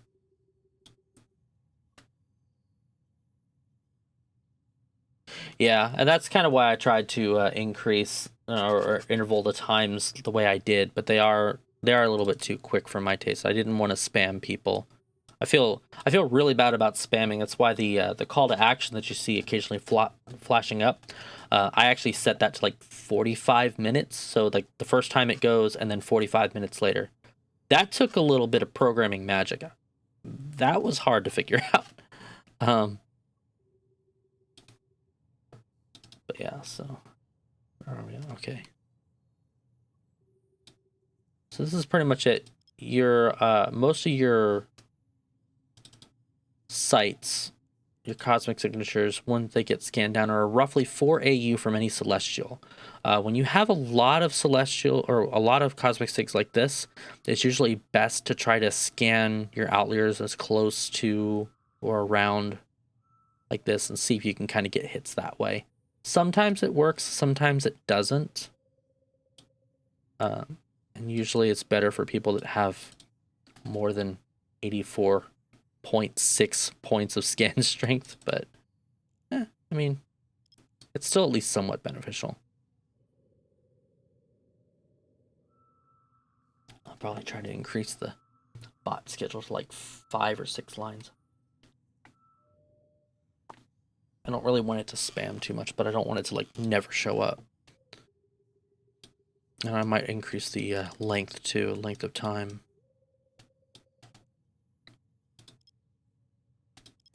I saw it on another streamer's page. They were using, in their case, they were using the Stream Elements bot to do those kinds of general call to actions. And I thought that was actually pretty innovative. So I thought I'd give it a try, but if I can't get it to work, I might just delete it. I don't know. We'll see.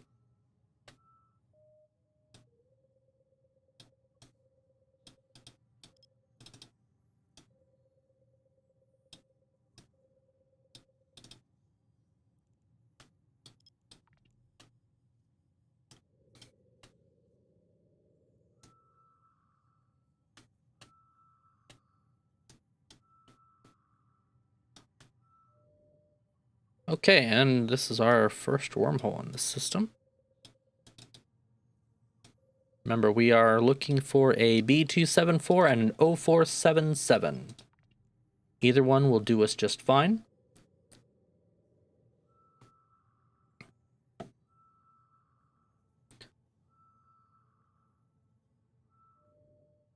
I'm going to call this one right here. I think this is a frigate hole. With the scanning difficulty level and how hard it is to actually want to lock down, I honestly think it might be like a frigate hole.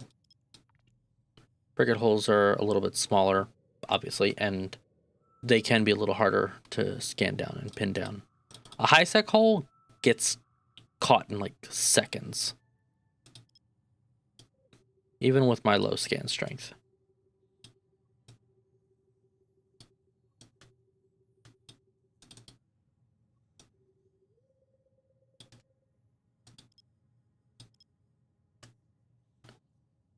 Oh, it's really far out there.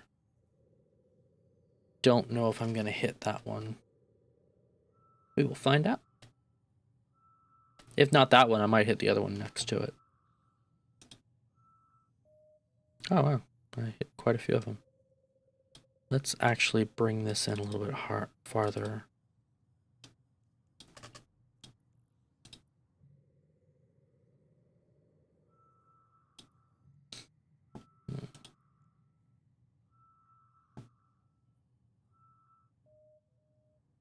Okay. That gives me a little bit better of a situation.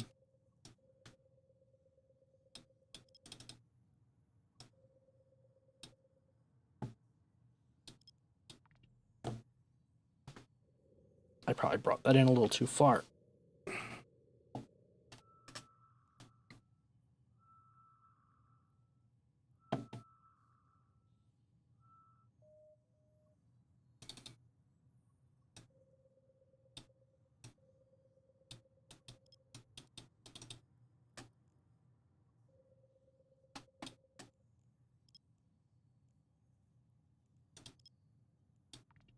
Yeah, I'll pull that out a little bit, try to get rid of that ring.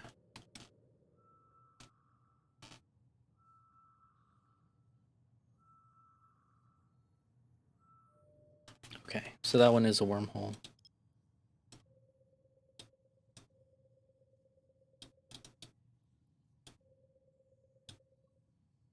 It's difficulty's level 1. This is probably our high set connection, if I had to guess.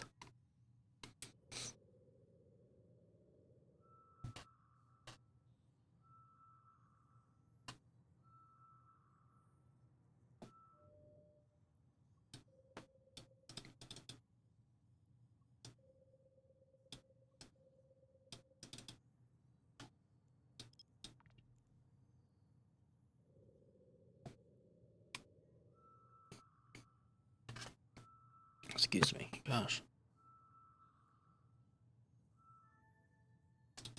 Okay. 2 data sites.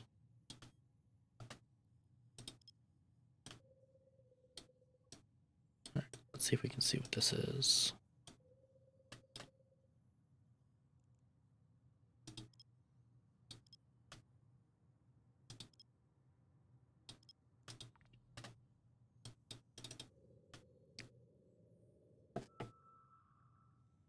So we've only realistically got 4 more signatures left, and then we can really kind of take a look through and dig through everything. That one didn't hit very hard, but this one did. So I'm actually going to start with this one first, of the 4 that we've got left. I like to work my way through from like easiest to hardest. Just makes a little bit more sense.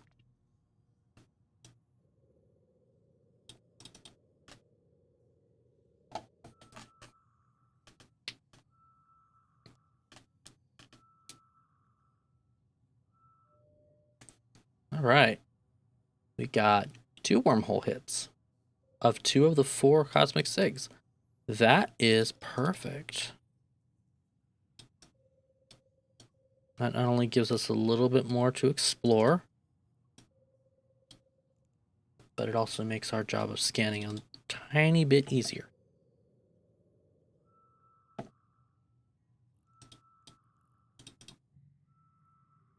Still no noticeable activity. That doesn't mean there hasn't been activity. It just means that we haven't particularly seen it.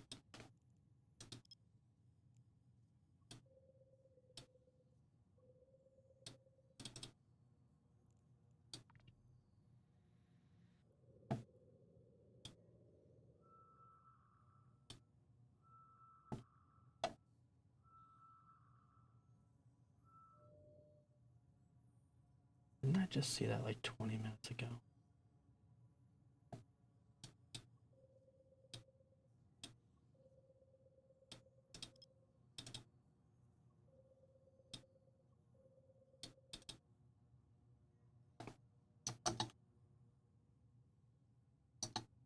Um,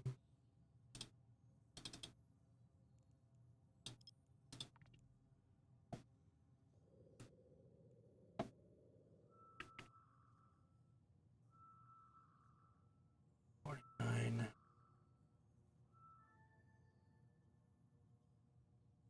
I guess it has been about 35 minutes since that call to action posted.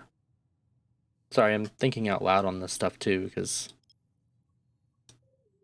I'm trying really hard not to spam you poor viewers with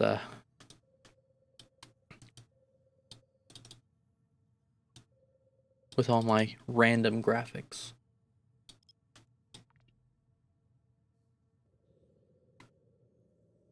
And notices and things.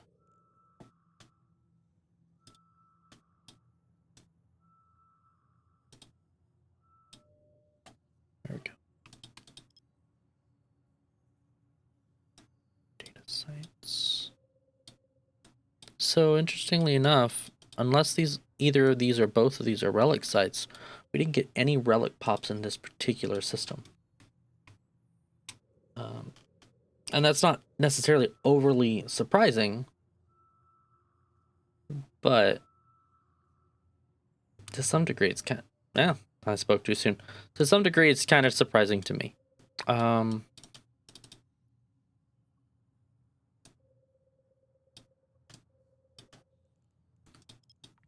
If I had to guess, it's probably not an Explo site. It's probably forgotten. No, it's temple site. Okay. So we easily could run it if we wanted to, if we felt we were safe enough to do as such. That's the key word there, though. Safe enough. Probably not. We're probably not safe at all.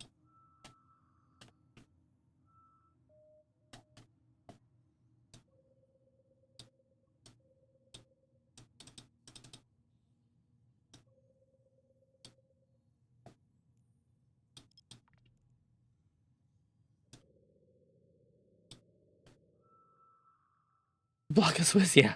C2 wormholes, unfortunately, are they're always covered in like they've obviously got their 2 statics, and then they're usually covered in like 3 to 5, 3 to 6 wanderings. It's actually kind of gross. I lived in C2 with C2 low sec static for quite some time on my own, just doing the hermit thing. I lived out of a Reitaru, and it was enjoyable. But at some point when CCP made their changes, it was during the Wormholes with Love, about, I want to say it was 2 years ago, because it was right before pandemic 2020. Well, so I guess it's been 3 years then. They like, there weren't that many wormhole connections, and then right after the patch, I was always pegged with like 4 to 6 wormholes. It was actually kind of messed up. It really kind of killed my solo lifestyle, but I mean, it's the name of the game. So, all right, so we got 1, 2, 3, 4, 5, plus the one we came in, which makes 6. And if you subtract the statics, that means we have 4 wandering wormholes in here. Wow. All right, let's go see what we can find.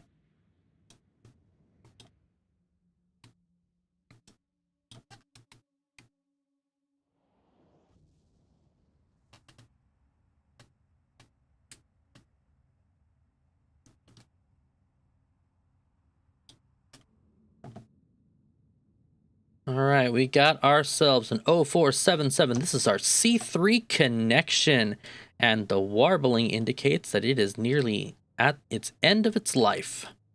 It has not had its stability significantly disrupted, and if you look off the port bow, that means that, well, we can jump through it without worrying about closing the hole behind us. All right, let's go to the next one.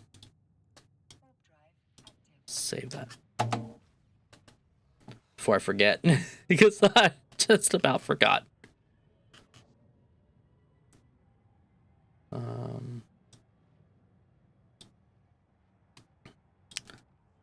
And now we are hitting ourselves to a K162, which is also just about to expire. This one, however, leads to unknown. Medium-sized ships, not significantly disrupted. This indicates this is a C1 connection. Specifically, this is the outhole to a C1 connection. So we have ourselves a C1 wormhole. That actually might be fun to pop into. Go ahead and save that. I might pop to the C1 real quick just to see what it does. Yeah, it sounds like a C1. Okay, yet another K162, and also just about to expire. We have ourselves, ooh, this looks like it's gonna be a K-space connection. Null security space. nullsec galente, I want to say. With that green, I want to say that's a galente. We won't be saving that one, but it's nice to know it's here. Just in case. Right?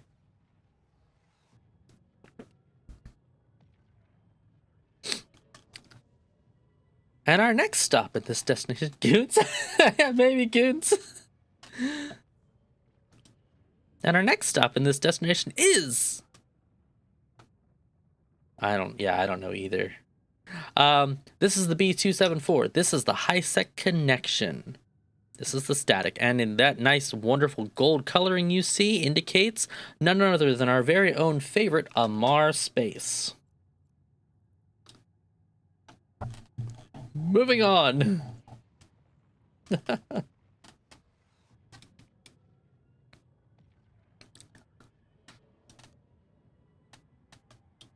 What is nullsec? So, out there in the deep black, oh, another 0477. That's another C3 connection. Let's save that one too. I'll save it as C3-2. Actually, that's a good point. A lot of people, I think, don't know the difference between high sec, low sec, and null sec. I may have gone over it, but I will take a second to jump back to our safe spot so I can explain that. Because TechWitch brought up a very, very good question. And those of you that have never played EVE Online or barely jump out of high sec maybe don't know what the other security statuses have to offer.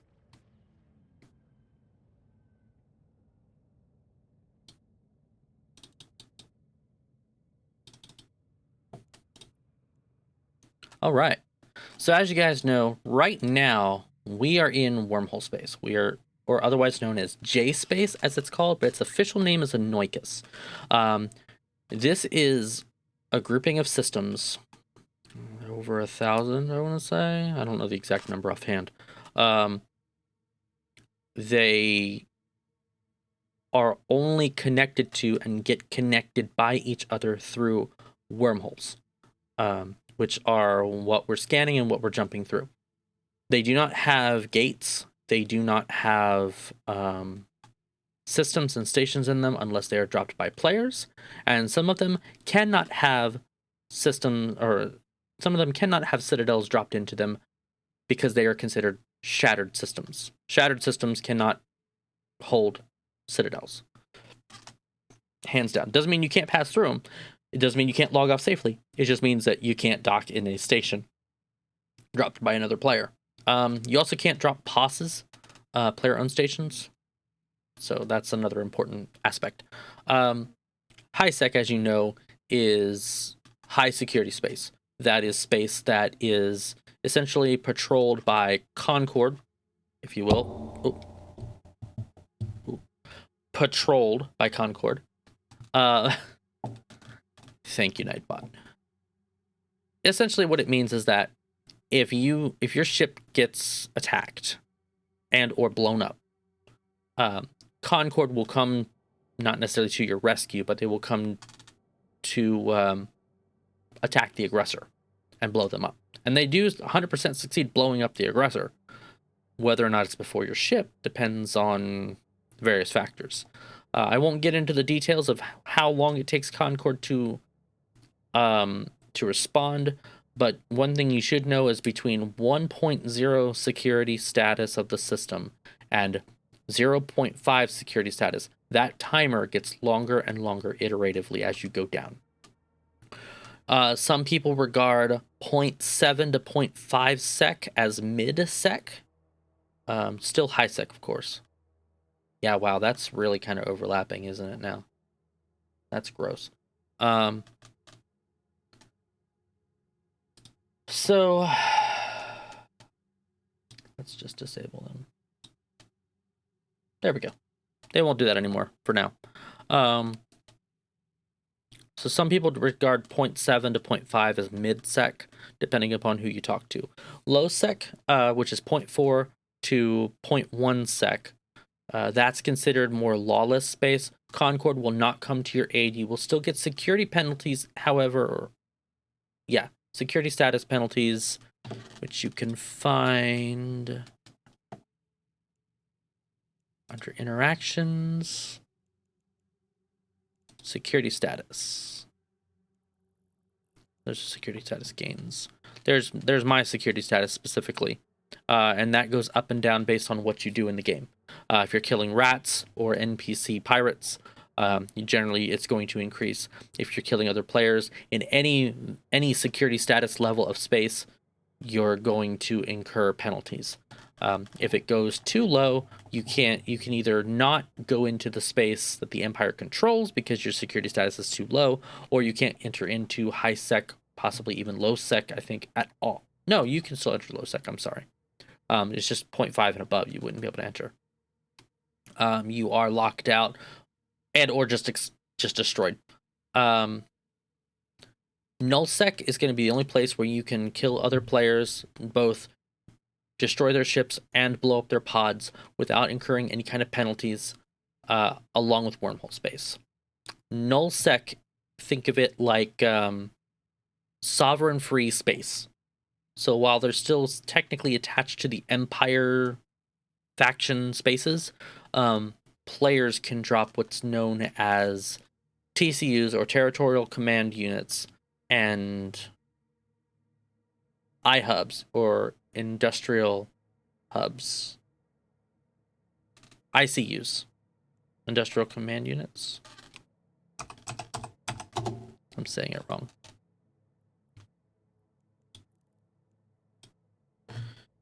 TCU.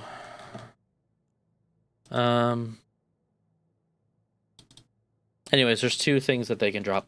They drop them, and that essentially lets them do what they want to upgrade the system, make it their own. But then they also have to defend that system. But only characters within an alliance, and at that point, it's only the alliance itself as a whole that controls that sovereign space. But then it becomes theirs on the map until someone comes and knocks it down. There are both benefits, advantages, and disadvantages to all security spaces, with iterative bumps in ISK making opportunities, depending upon where you where you actually perform your ISK making. So high sec has got the least amount, but it also has missions. Low sec will have missions too, but they have more diverse ISK making opportunities, and you can earn iteratively more rewards with ISK in doing those. And then null sec there's a guy.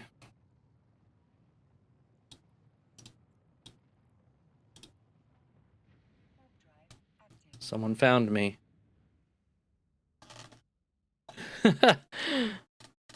So there you have it. That's basically it. Meanwhile, we're gonna head out. We're gonna try to not die. Yeah, was that Ivy League? I didn't catch the ticker. Oh yeah, it is. Eve University. Go figure.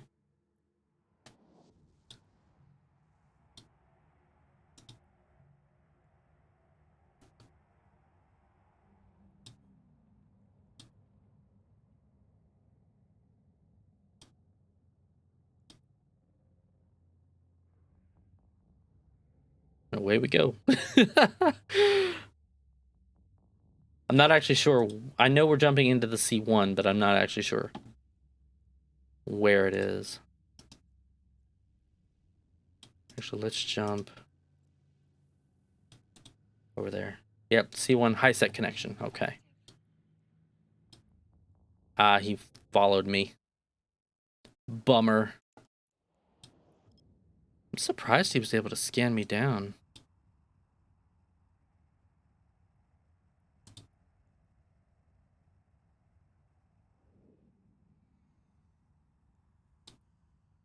All right, well, this is where things get really interesting.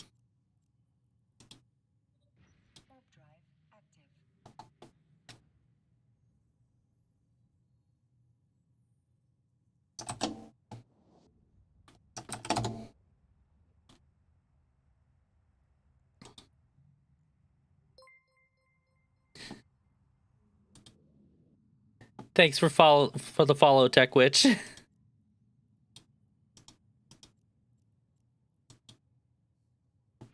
I'm gonna have to really book it at this point.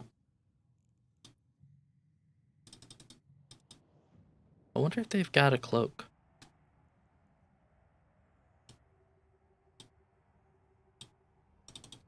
Unfortunately, I didn't bookmark my out hole, which sucks, but that's all right.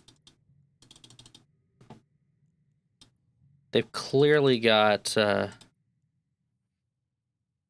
in flight. Okay. All right. Thanks, Tech. You have a good night or day wherever you are, if that's where you're at.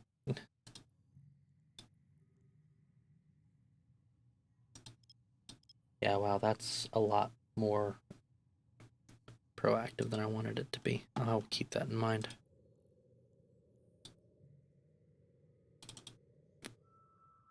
Dare say I think they think they scared me off. We'll see if we can find the high set connection and get out of here.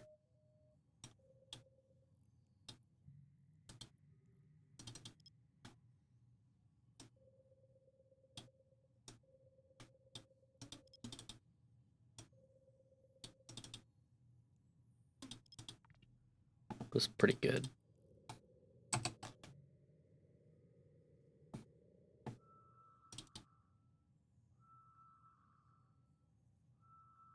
Didn't that just play?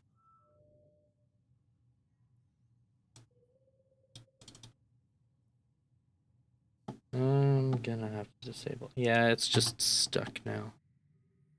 That's unfortunate.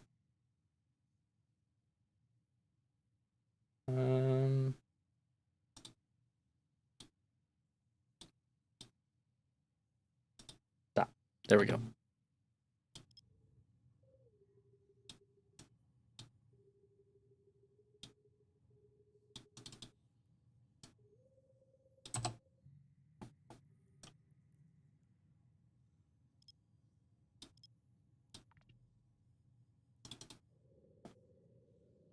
All right. Looks like our little bit of adventure is over, so that's at least good. The pursuit didn't last as long as I actually thought it was going to.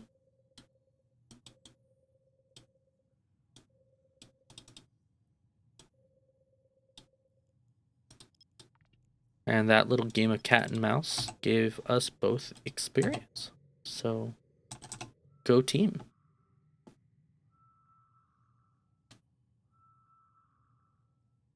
So yeah, if the Eve Ivy guy ever finds this, shout out to them. They did honestly almost catch me. Thankfully, I was doing the proper precautions to keep myself safe, even though I was technically only passively paying attention. So, quite literally, that was good.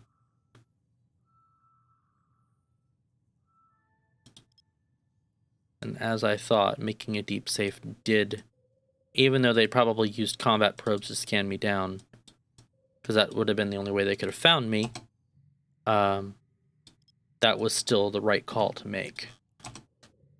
Because it would not have been as easy to find me. But that was also a small system, too. This particular system is a little bit bigger, so it's kind of easier to, you know, to kind of find your bearings, if you will.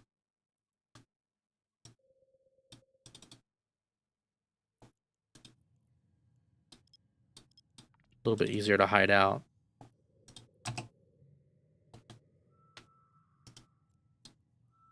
Oops, nope, I don't want to do that. I don't want to do that.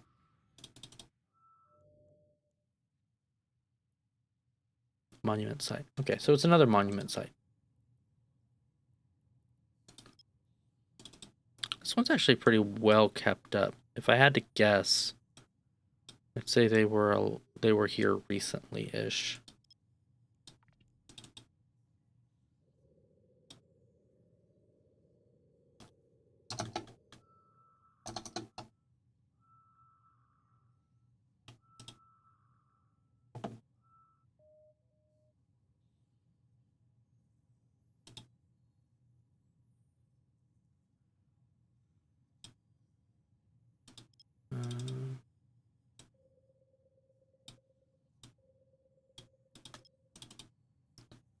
This one does not want to scan down.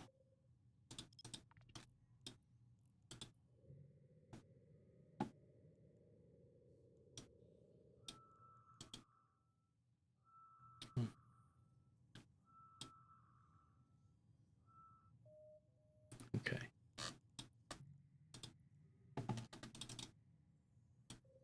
Ooh, that little game got my heart pumping.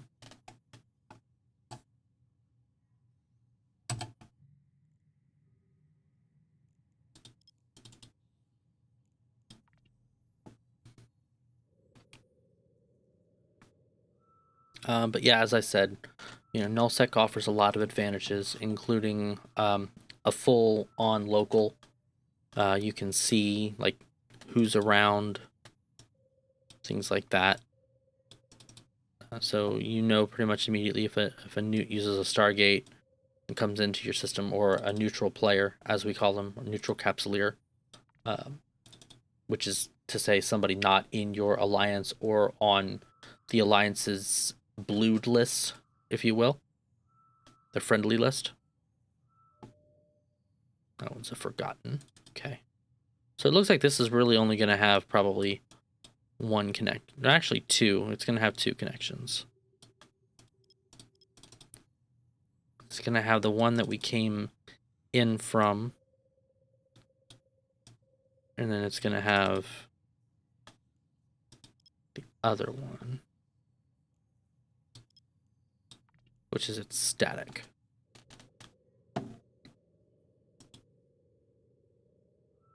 Now it's the C1s have an N110 high sec static. So that's what we'll be looking for when we look.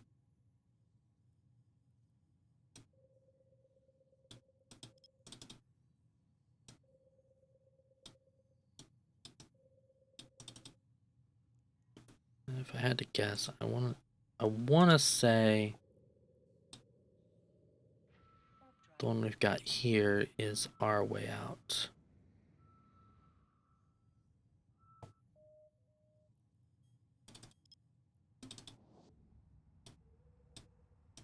I'm pretty sure we kind of came from...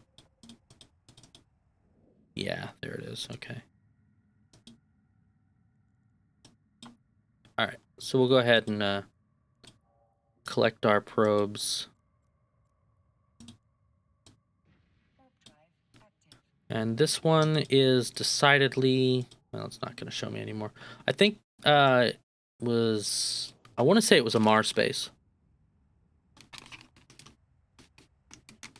Man. I want to say that's true.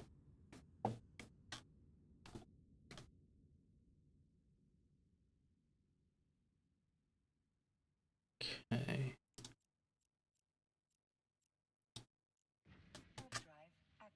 I'll know once I get there.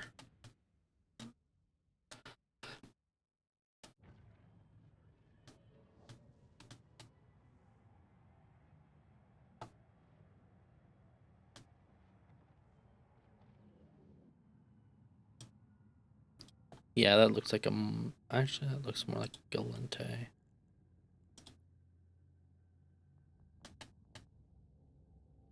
Hard to say. We have landed in Amar Empire space, Tralasa. I've just never heard of that system. But Amar space is huge. I mean, that's not surprising.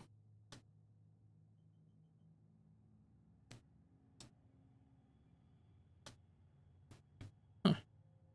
Okay. Well, since we're here,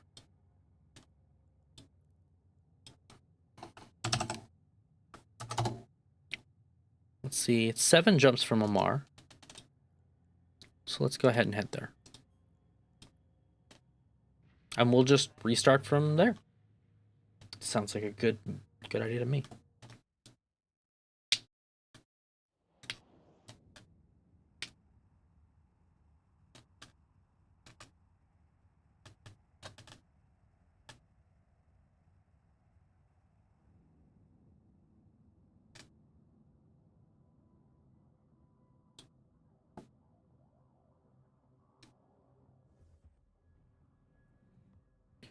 And actually, the whole reason we're going to Amar 2 is to actually sell our little bit of loot. That should actually help us pay off the ship, help us kind of recoup some of those losses, and get us in a slightly better situation.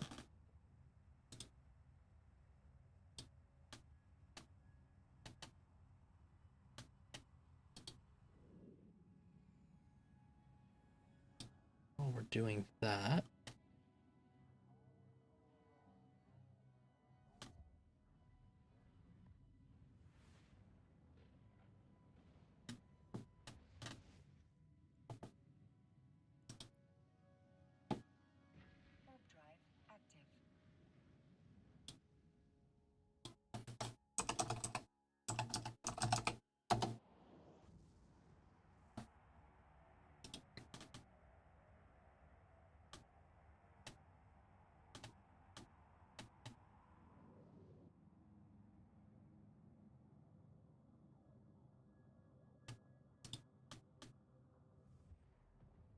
okay.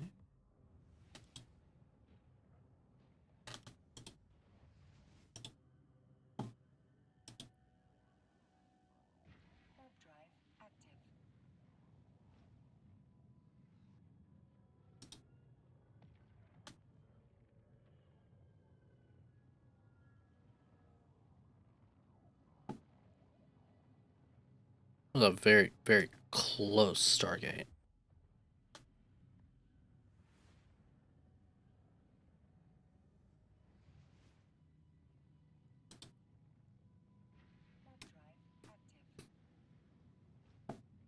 And actually, speaking of, let's look at our market orders, because we did have some up. So we're still buying those electrical filaments. They still haven't been bought. 0 point condensates, I believe, are the only thing left. Yep, everything else got sold. So we got a little bit of ISK from that, now that I'm remembering. We have quite a few orders that we can open. We have a little bit in escrow. You know, we got some sell and some buy orders, so we've got room to play. But probably the most important thing right now is that we have room to put new orders in, which is what we need to do.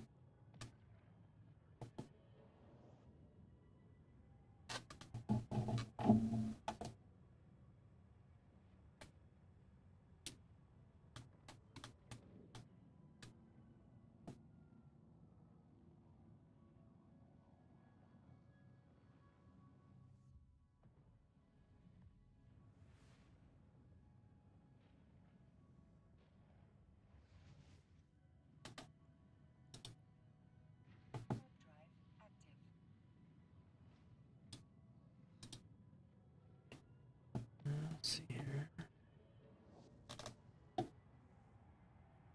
Just about there. Okay, so we're going to be looking for the Emperor Family Academy.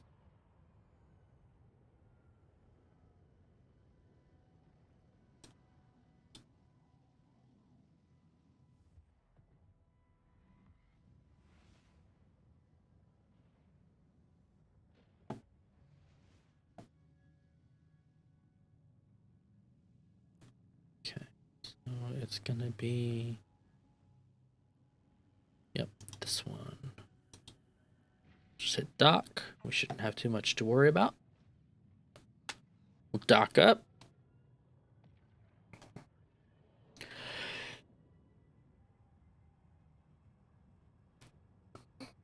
Excuse me. And we'll see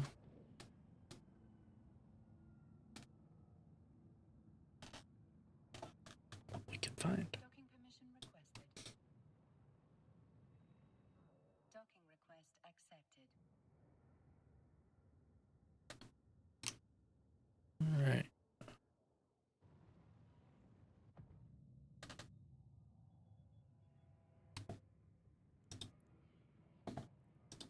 I I believe I don't have anything. Yeah, okay, good.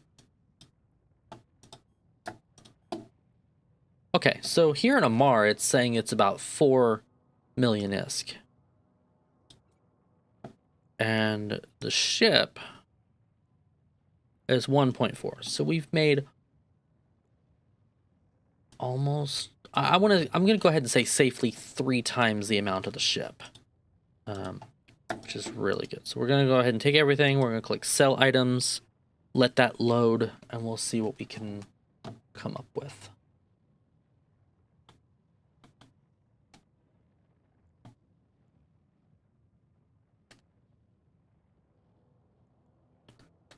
Not including the that and that. 2.9 million if we sell it. 2.8 if we sell it immediately. If we want to, we can put this on 3 months, and we can try to go through, which I think we will on some of this stuff, because there's no way some of it's going to be as cheap. Like the armor plates, you can usually get a little bit better, like, you know, 28, 29. So we probably can't get that any better than where we're getting. What was the more expensive stuff? I guess they're all kind of relatively cheap. It's just that we got lots of everything, didn't we? So, all right. Let's start at the top. And this is usually how I go through if I'm going to sell things, if I'm going to do it slowly. It's generally a good idea to pick up your stuff, put it in there. Hey, Elfer. Did I say your name right? Alifer? That's not right. Aelfer? Elfier? That might be right. Close enough. How's it going today? I'm trying. Not bad. Good deal. Good deal. We just got through a bit of wormhole hopping, so now we're just selling off the little bit of loot we found. And almost got ganked by a Hecate. Hecate. Hecate. However you want to say it. So, it was a interesting little ride. Fun, too. Let's see. 16. So we'll probably do 16. Well, actually, we want to adjust that. 11. Yeah, we'll probably do like 16, 20. Just kind of like that. That's usually what I do. I go through and I'll try to find some kind of nice middle ground. You're not going to compete with the 80,000 right there. You're probably also not going to be able to compete with that guy, but at least if you're kind of in this range, you have a much better chance of getting bought. So like here's this one. 5786. I would just do 5785. And that should be more than enough. Interface circuits. Same thing. 10.1. Somebody do 1090. Let's just do 1090. Just like that. So.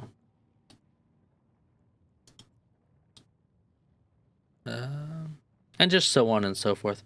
840, 839. We'll just do 839. And that's the fried interface circuit.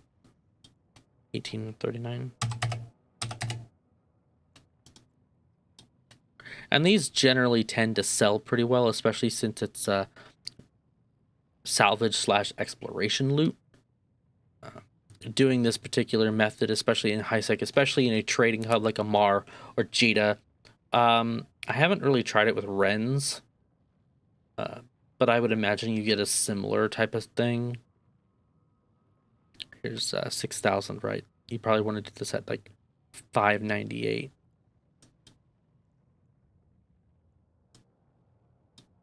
Five, 980. Just do that. That's probably enough. Here's the non-defective current pump. These ones are kind of all over the place. Wow. So maybe just try to do... I'd probably do that one. I'd probably just do like 23.5.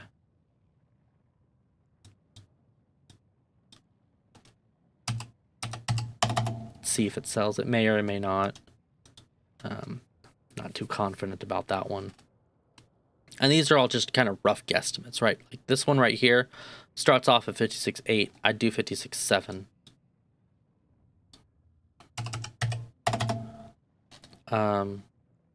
That way you're just under those burned logic circuits. Same thing with this. 16.8 is probably a good number, because you're already competing with someone that's got a whole bunch on there, and then even still with someone that literally just put up a whole bunch more. And you'll find that anyways, but generally speaking, this method should work with just about any of the major trade hubs. I know it definitely works in Jitta. I've done it in the past there. I want to say it should work in Amar. Don't quote me on that, but we're going to find out at least.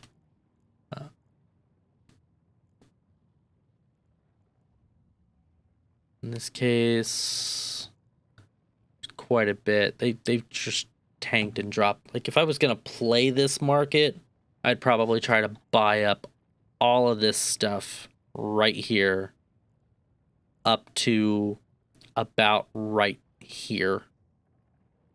Just because all of that, posting 1 and 3 and 2 and 5, that's doesn't make a lot of sense. So we'll just do 1950 on that one and see what happens. If it sells, it sells. If it doesn't, it doesn't. I'm not gonna get too upset about that. The armor plates is really where it's at. 26.8. I like that. Let's just do 26.8. I may or may not get hits with that one just because of where it's at, but we'll see. So that puts us at 3.3 million ISK after the broker's fee and sales tax. It is on a 3-month span, so if they all sell, we'll be making quite a big bit of bank. The interface circuit's the only one that's really low. Let's double check that. I'm glad I did. That would have been bad. So let's do 10,090. There we go. Okay, that doesn't really up the price much, but that's okay. And we'll just click sell. Okay, and that just lists everything. We're there. Life is good as far as that goes. So I guess the next real question is, where do we go from here? Well, I guess it's really a question of where do we want to go? We have about a half an hour left. We'll go ahead and swing over. Let's see.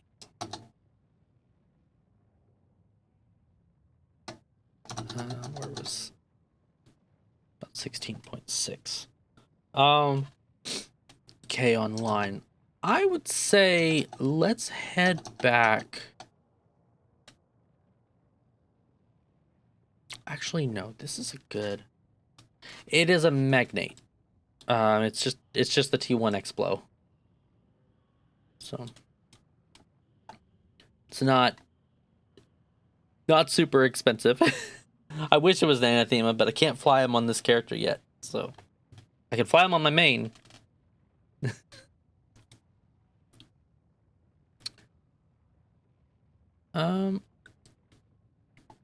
So let's divert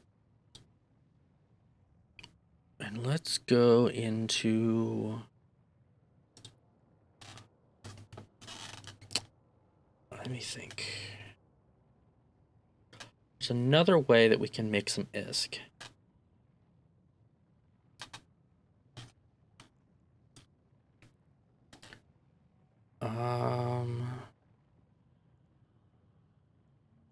One of the things you can do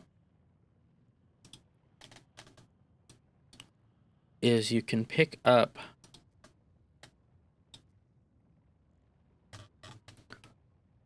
ores, like, I wonder if they still do this in the beginner missions. I think they do.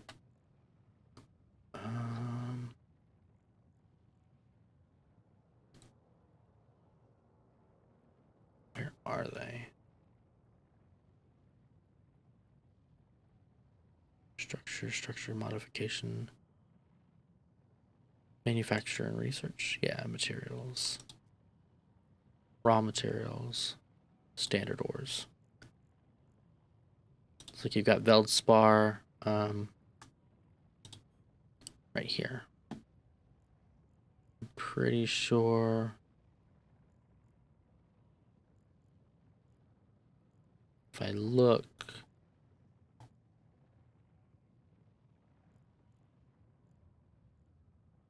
no? Maybe they don't have it.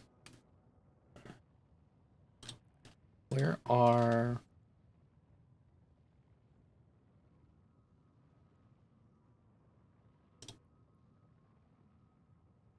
No, that's not it.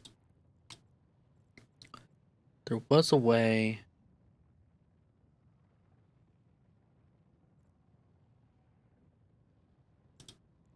Oh, you know what? They might have moved it to the agency. Career agency. Yeah, here we go. Pasha.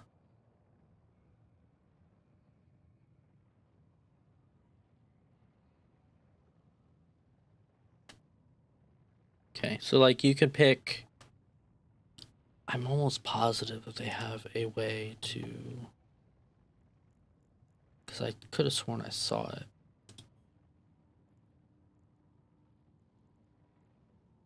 Dipari.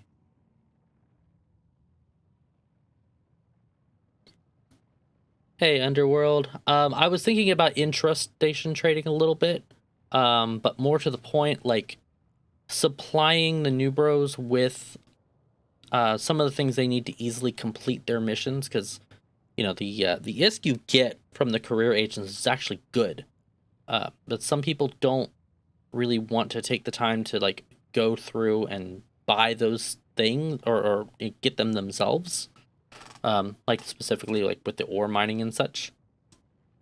I thought at one time they had them, but maybe they've removed. Let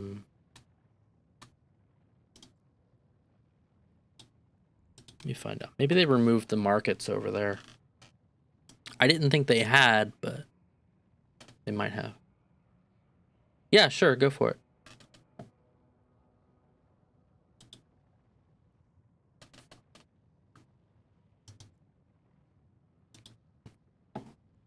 Stations. Nope, they've got a market here. Okay, so then it's just a matter of grabbing it. Only issue is you don't want to go to the 1.0 sites. You should be able to post it at least. Eve market deals. Don't think I've ever heard of that one.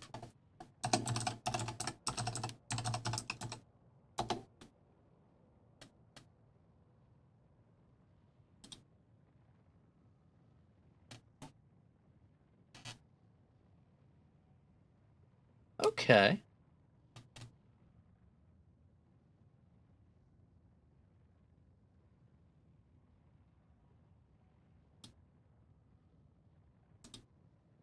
Use the site when I did my intrastation trading. All right. Some less highest buyer.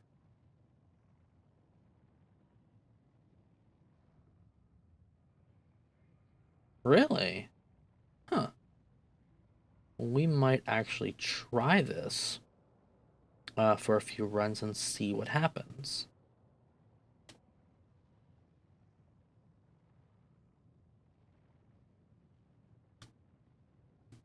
Best sell, best buy.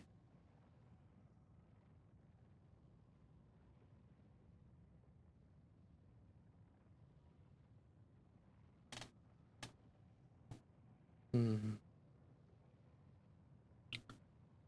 don't know if their example is right.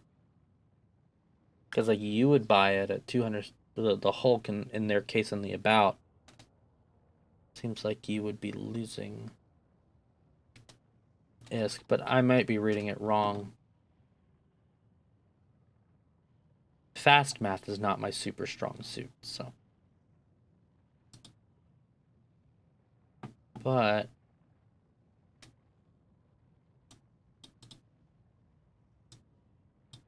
oh no, I see what they're doing. They're taking the buy prices. So they're listing that 1 km, 3 and 25 jumps. Okay. So we could stay in high sec. Say that accounting is not trained. Um,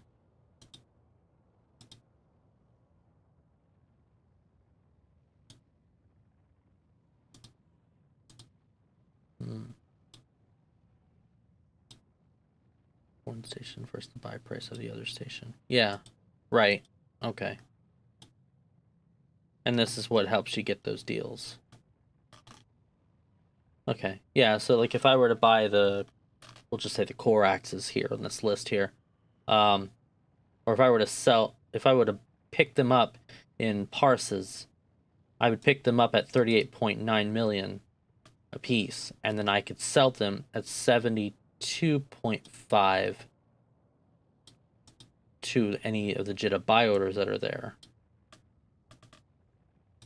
Because that's what it's pulling. If I'm understanding correctly.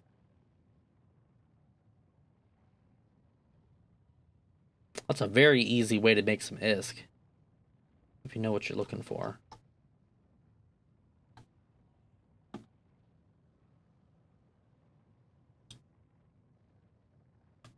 Bulk orders, there's a checkbox for that. Okay. Oh yeah, show bulk orders. Just uncheck it, click submit. There we go. So this way you can kind of see where your singles are. Right?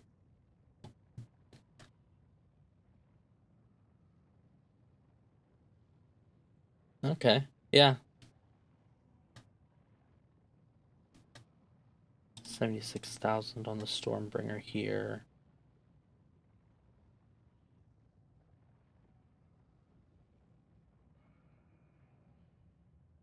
Yeah, if you transported the Retriever from Gensela to Heck, you get 7.3 million. Okay.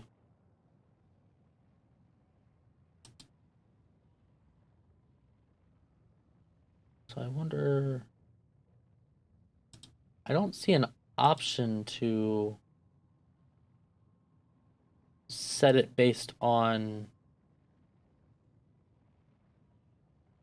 1003, or is that on the app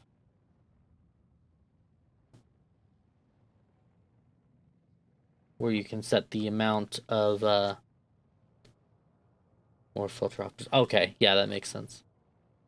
Okay, I'll keep this in mind then for sure. See, and I was just thinking of simple stuff, especially for like new bros, you know, like grabbing some ore, mining it, and then selling it at any of the career agent places to potentially, you know, make a little bit of this. Because if you sell it for cheaper than what the bots are selling it for, you're going to make quite a bit, because they're always price gouging people, and it's money in your pocket at that point. Or at least that's the way it looked to me.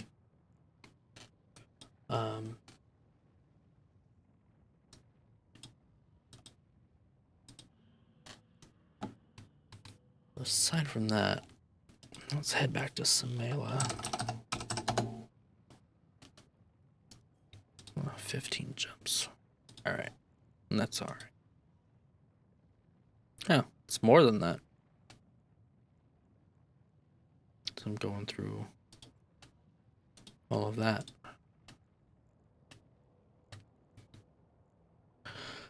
Well, that's quite a ways. Let's see. Yeah, everything's on the other side. All right. Well, we'll head back in that direction.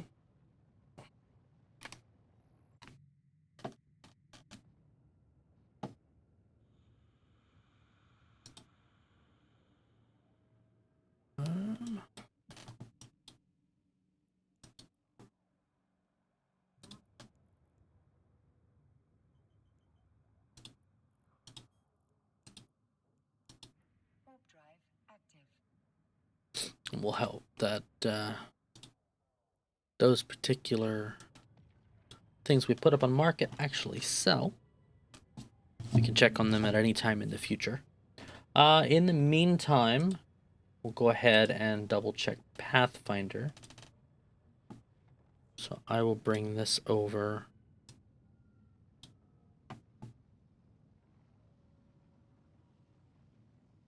Reopen my screen share. There we go. Minerals and selling those salvage combat sites is my niche. 9 mil under.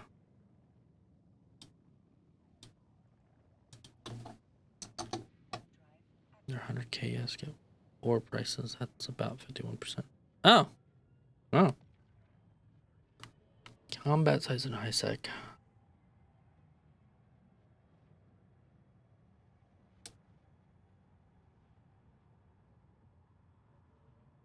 Yeah, that makes sense. Combat sites do have a little bit better in the way of ISK rewards than the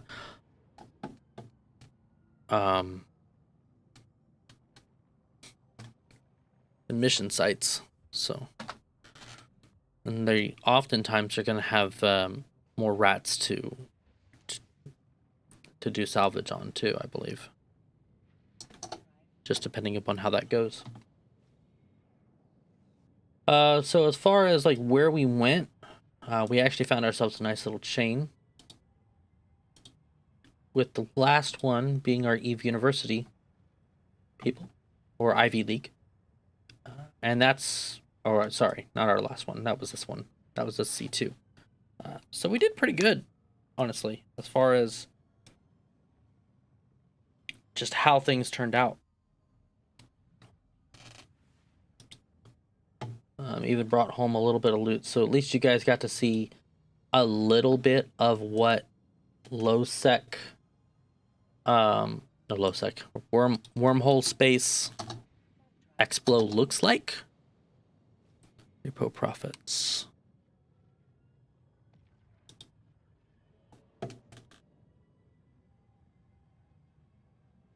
Cost EU. Okay.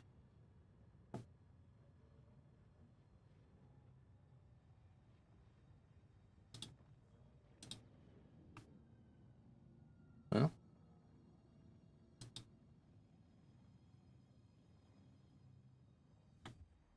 it didn't seem to work.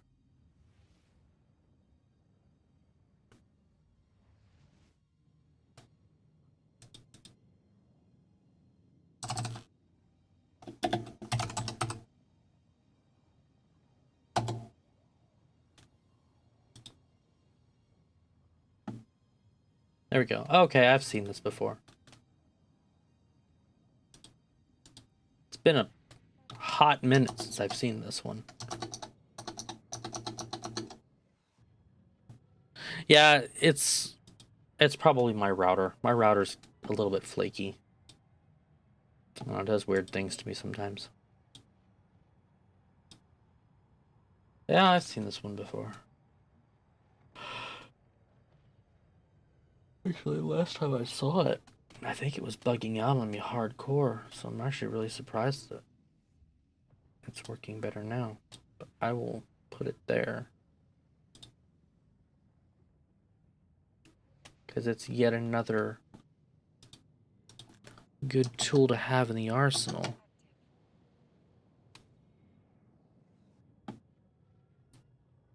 Let's see. Processing.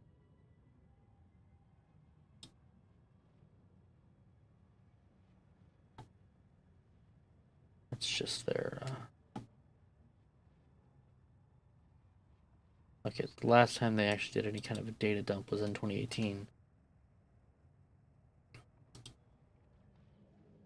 And there's the reprocessing tab. Okay.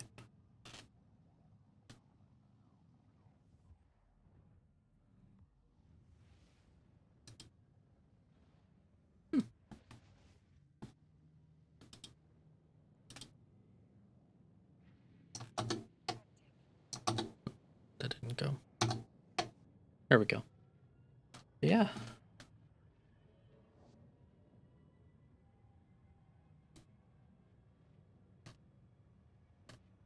Standing lower than 6.67.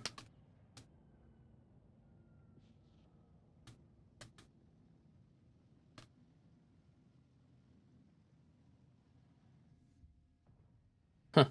Okay. And then of course you can set the settings up and everything. Eve buyback, yeah.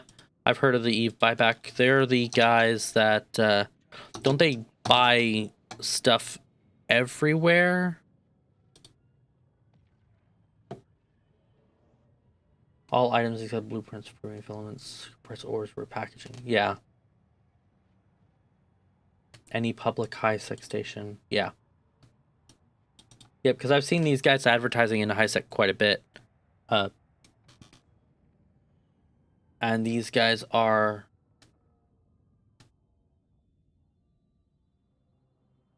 You know, these guys are... See, they seemed like they were pretty legit.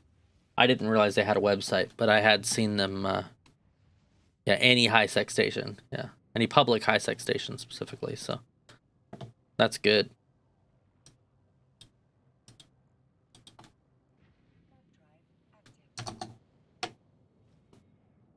Oh, they do have a little... Yes, that's right. I remember seeing about that.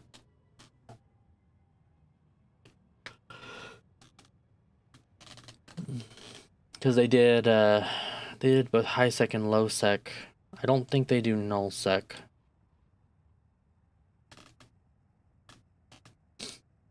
But yeah, I mean, it's pretty much the quickest way for anybody to get anything done if they want their ISK relatively quickly, and then they're not like in a corp or anything, or that does any kind of a buyback, or even if they are in a corp, but maybe their corp isn't as good on these rates as these guys are. So like it can earn you a little bit of extra ISK in some ways.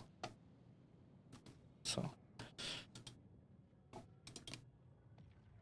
it's definitely a good thing to check out for sure. I think what we'll do is we'll probably try to grab a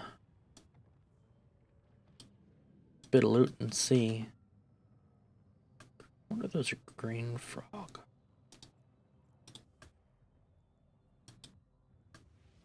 Gray frog, okay.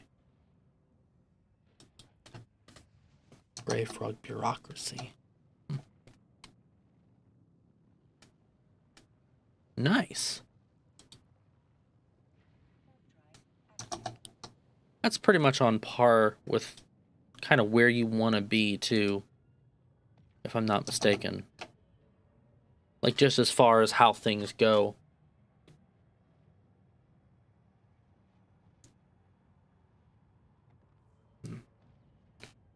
I mean, as far as like buybacks go and stuff, I've seen plenty of buybacks be like 85, 90%.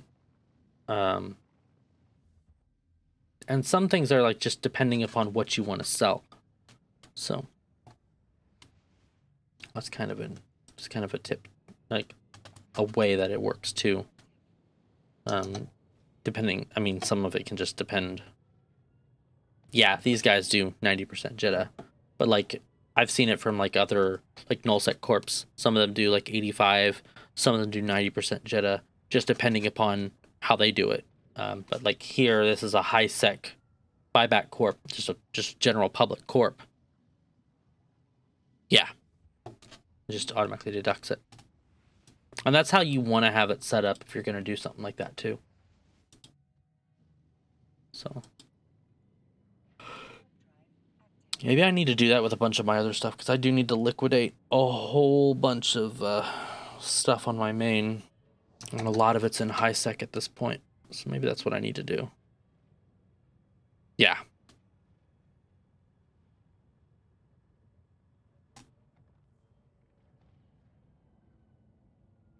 Yeah. I think I saved it. Yeah, I did. Okay. And I saved that one. And I think, yeah, I saved that one too. Okay.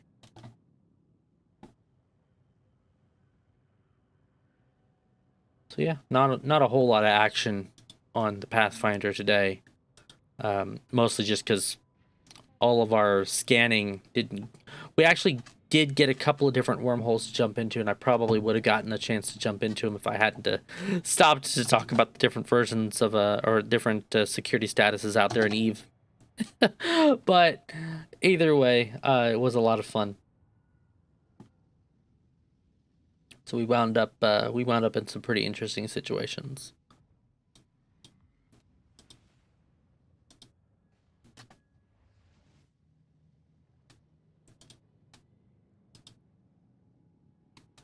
I think what we might try to do is see how.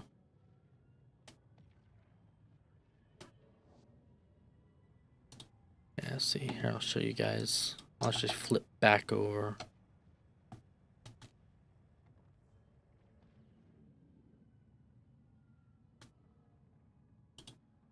There we go. Okay, because I was just taking a look at the wallet. Some stuff is getting bought. You know, you can kind of tell. You know, some people are actually picking them up. So it is starting to work.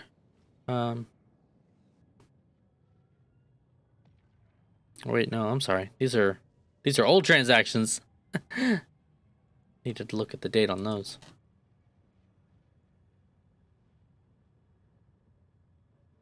To be fair though, it is pretty late. Might be why there's not a lot of action going on. Usually you'll see more action during the weekends. Monday nights can be hard for selling, especially in a not as primary as Jitta trade hub. So it's just how it goes sometimes.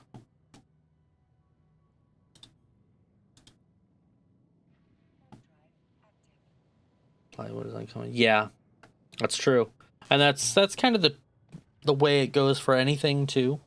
You know, when you supply something like, I don't know, let's say Amar drones in Minmatar space, right? We'll just throw that out there. Not that that's necessarily uncommon, but right, like if the way the world worked is you generated Amar drones in Amar and Caldari space, I believe that was it. Then obviously Minmatar and Galente wouldn't have as many or as much of a supply, so you send that supply over. It's kind of how that works. But yeah, I mean, the things that you don't tend to find are, you know, there's certain salvage components for like, you know, just from salvaging in the different regions that just don't pop up from those rats. Intact armor plates, I believe, only really appear in abundance in Sancha space. I think that's one of the ones that I keep hearing about as kind of an example. But if you take that essentially and supply it into Jitta or, you know, wherever where you don't see them very often. Drone lands is interesting too, and I've mentioned this in the past. If you run sites in drone lands, you salvage, you're getting just about every single type of salvage in various quantities in the drone lands. And then you can take that and you can sell all of that loot wherever you want, usually in Jitta, and you can make quite a bit of profit because while they don't get the bounty, or no, they get the bounty, but they don't have loot that drops from them.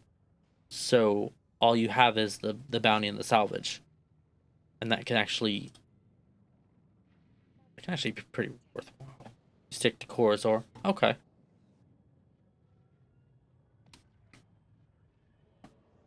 Yeah, that's fair. I actually prefer the Genesis region just because of the Sisters of Eve hub that's in Samela. So if I'm gonna do high sec things, that's pretty much like that's kind of my spot. It's just nice to see. The only problem is that it's a big old pipe, and that's probably my only real gripe with it. But it's not. I mean, beyond that, it's not too bad. So.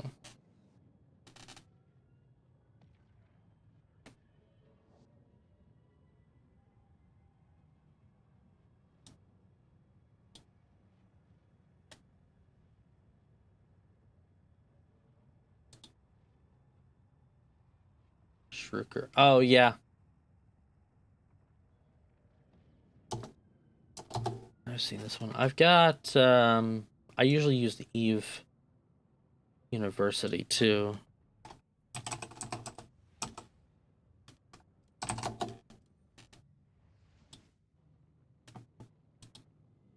Gosh, this nothing wants to work for me tonight.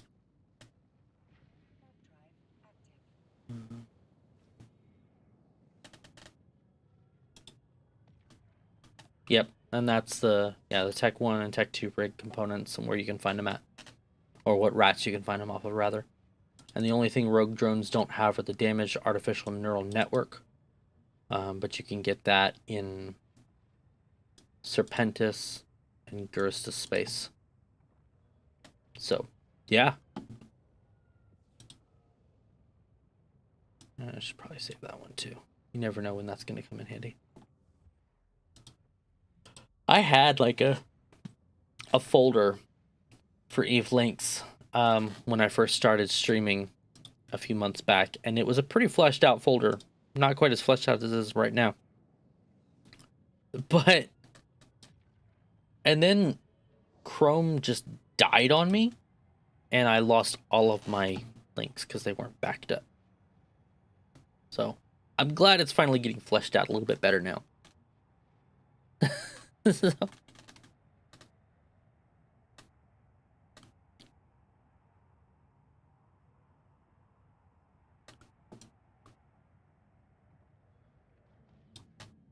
Let's see here.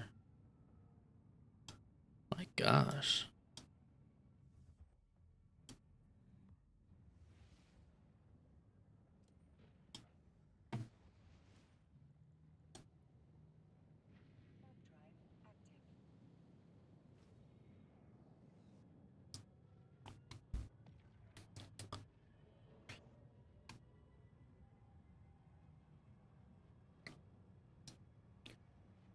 About 20 jumps out.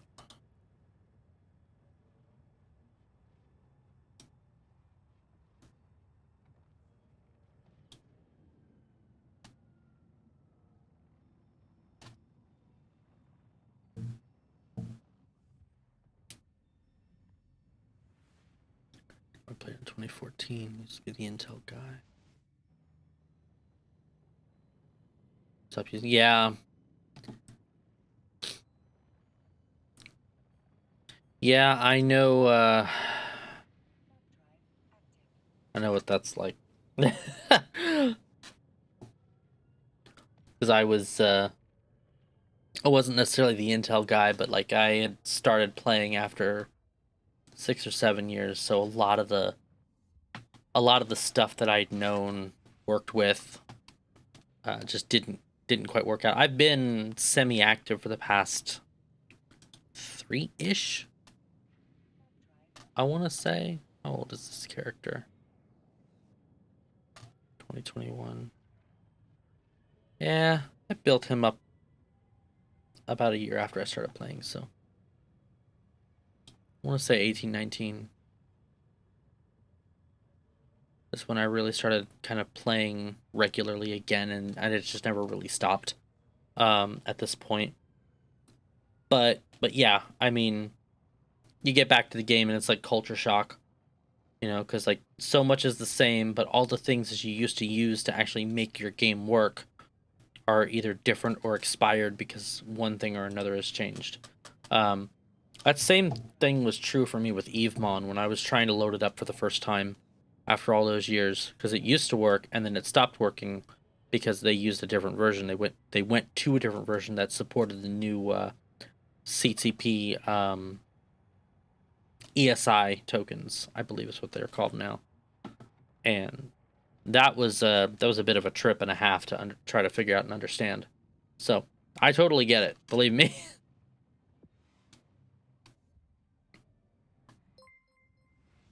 Oh, thank you for the follow, Underworld. I appreciate it.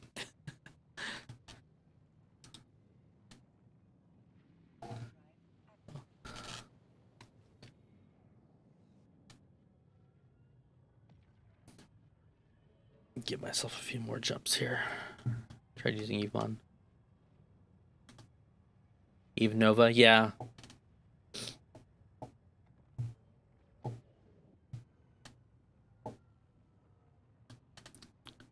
Yeah, Eve Nova was... Yeah, did you have to get rid of Eve Nova?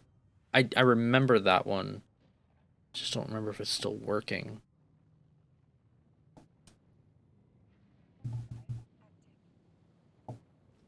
Or just switch to Eve Nova.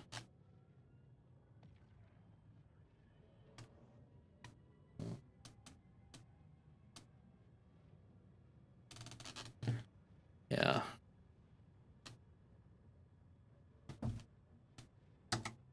Gosh, I remember when, what's it called now? Pyfa used to be called something different. I can't remember what it used to be called now, because I've been calling it Pyfa for so long at this point, but it used to be EFT is what it used to be called, Eve Fitting Tool.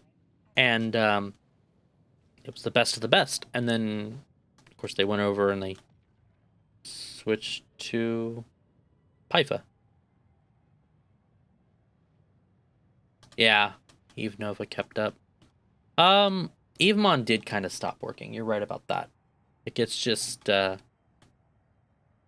don't know. The way it's, it still works. It just doesn't work in the iteration how it's working now. So, but you're right. If I remember correctly, I think Eve Nova's only on the phone.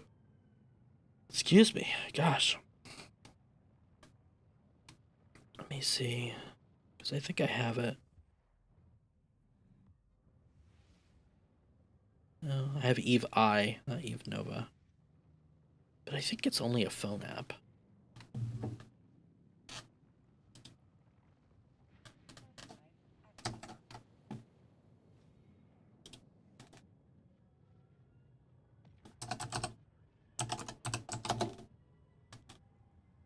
Yeah, okay, it is.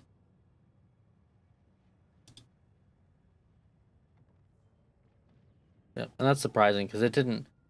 I remember trying to use it at some point and it just didn't do what I wanted it to do. And I had to get rid of it because it just kept bugging on me. But you're right, it's got some handy features to it if I remember it correctly. New Eve portal.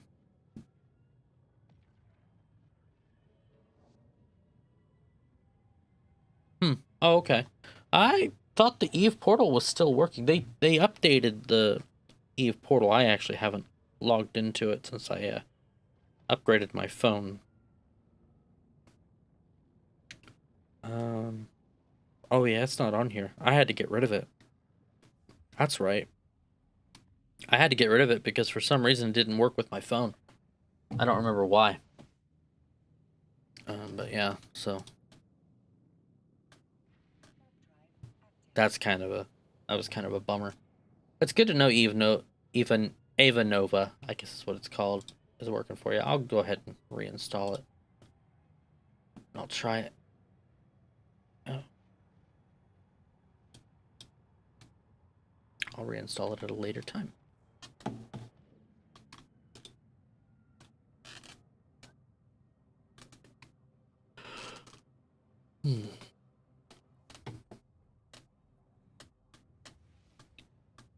Kept crashing.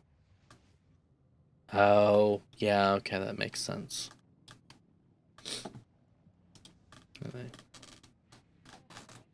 Well, hopefully they get back onto it. Hopefully there's something else they announce at FanFest that kind of keeps everything going. Got this Eve Ivy League guy following me. Basically, they've been following me in a shuttle for a while. We're not quite at our destination, guys, but it is past that 3-hour mark, where, you know, for me it's 10 o'clock. So this is actually going to be the place where I quit for the night. Everyone, as I said before, thank you for the follows. Thank you for the likes. Underworld, it's definitely been good chatting with you and the others that have popped into chat. Been great talking with you guys. If for whatever reason, or if you want to kind of keep swinging back and checking out my content, yeah, to go to bed too. Yeah, the wife's gonna get mad at me if I keep streaming for too much longer. So I gotta dock up the spaceship, dock up the streaming ship. You know. But yeah, if you guys like what you see, if you want to keep seeing some more, don't forget to hit that follow, smash that like button. Check out my Linktree account in my on my Twitch channel about section. There's a Linktree link. It gives you a link to all my socials. Feel free to check any of them out. Oh, I'm past your bedtime. And I'm on Twitch, Twitter, YouTube, Facebook, Instagram, and TikTok. Instagram and TikTok will be short form stuff. Facebook is where I post general updates. Twitter is Twitter. Do whatever there. But I do fan out Eclipsed Frontiers into more than just EVE Online. If you're interested in any space games, sci-fi, whatever, keep an eye on those pages. Until then, hyperdrive is recharged. The cells are active once again, so I'm going to be entering in the deep black. And I'll see you in the verse. Until next time. Bye.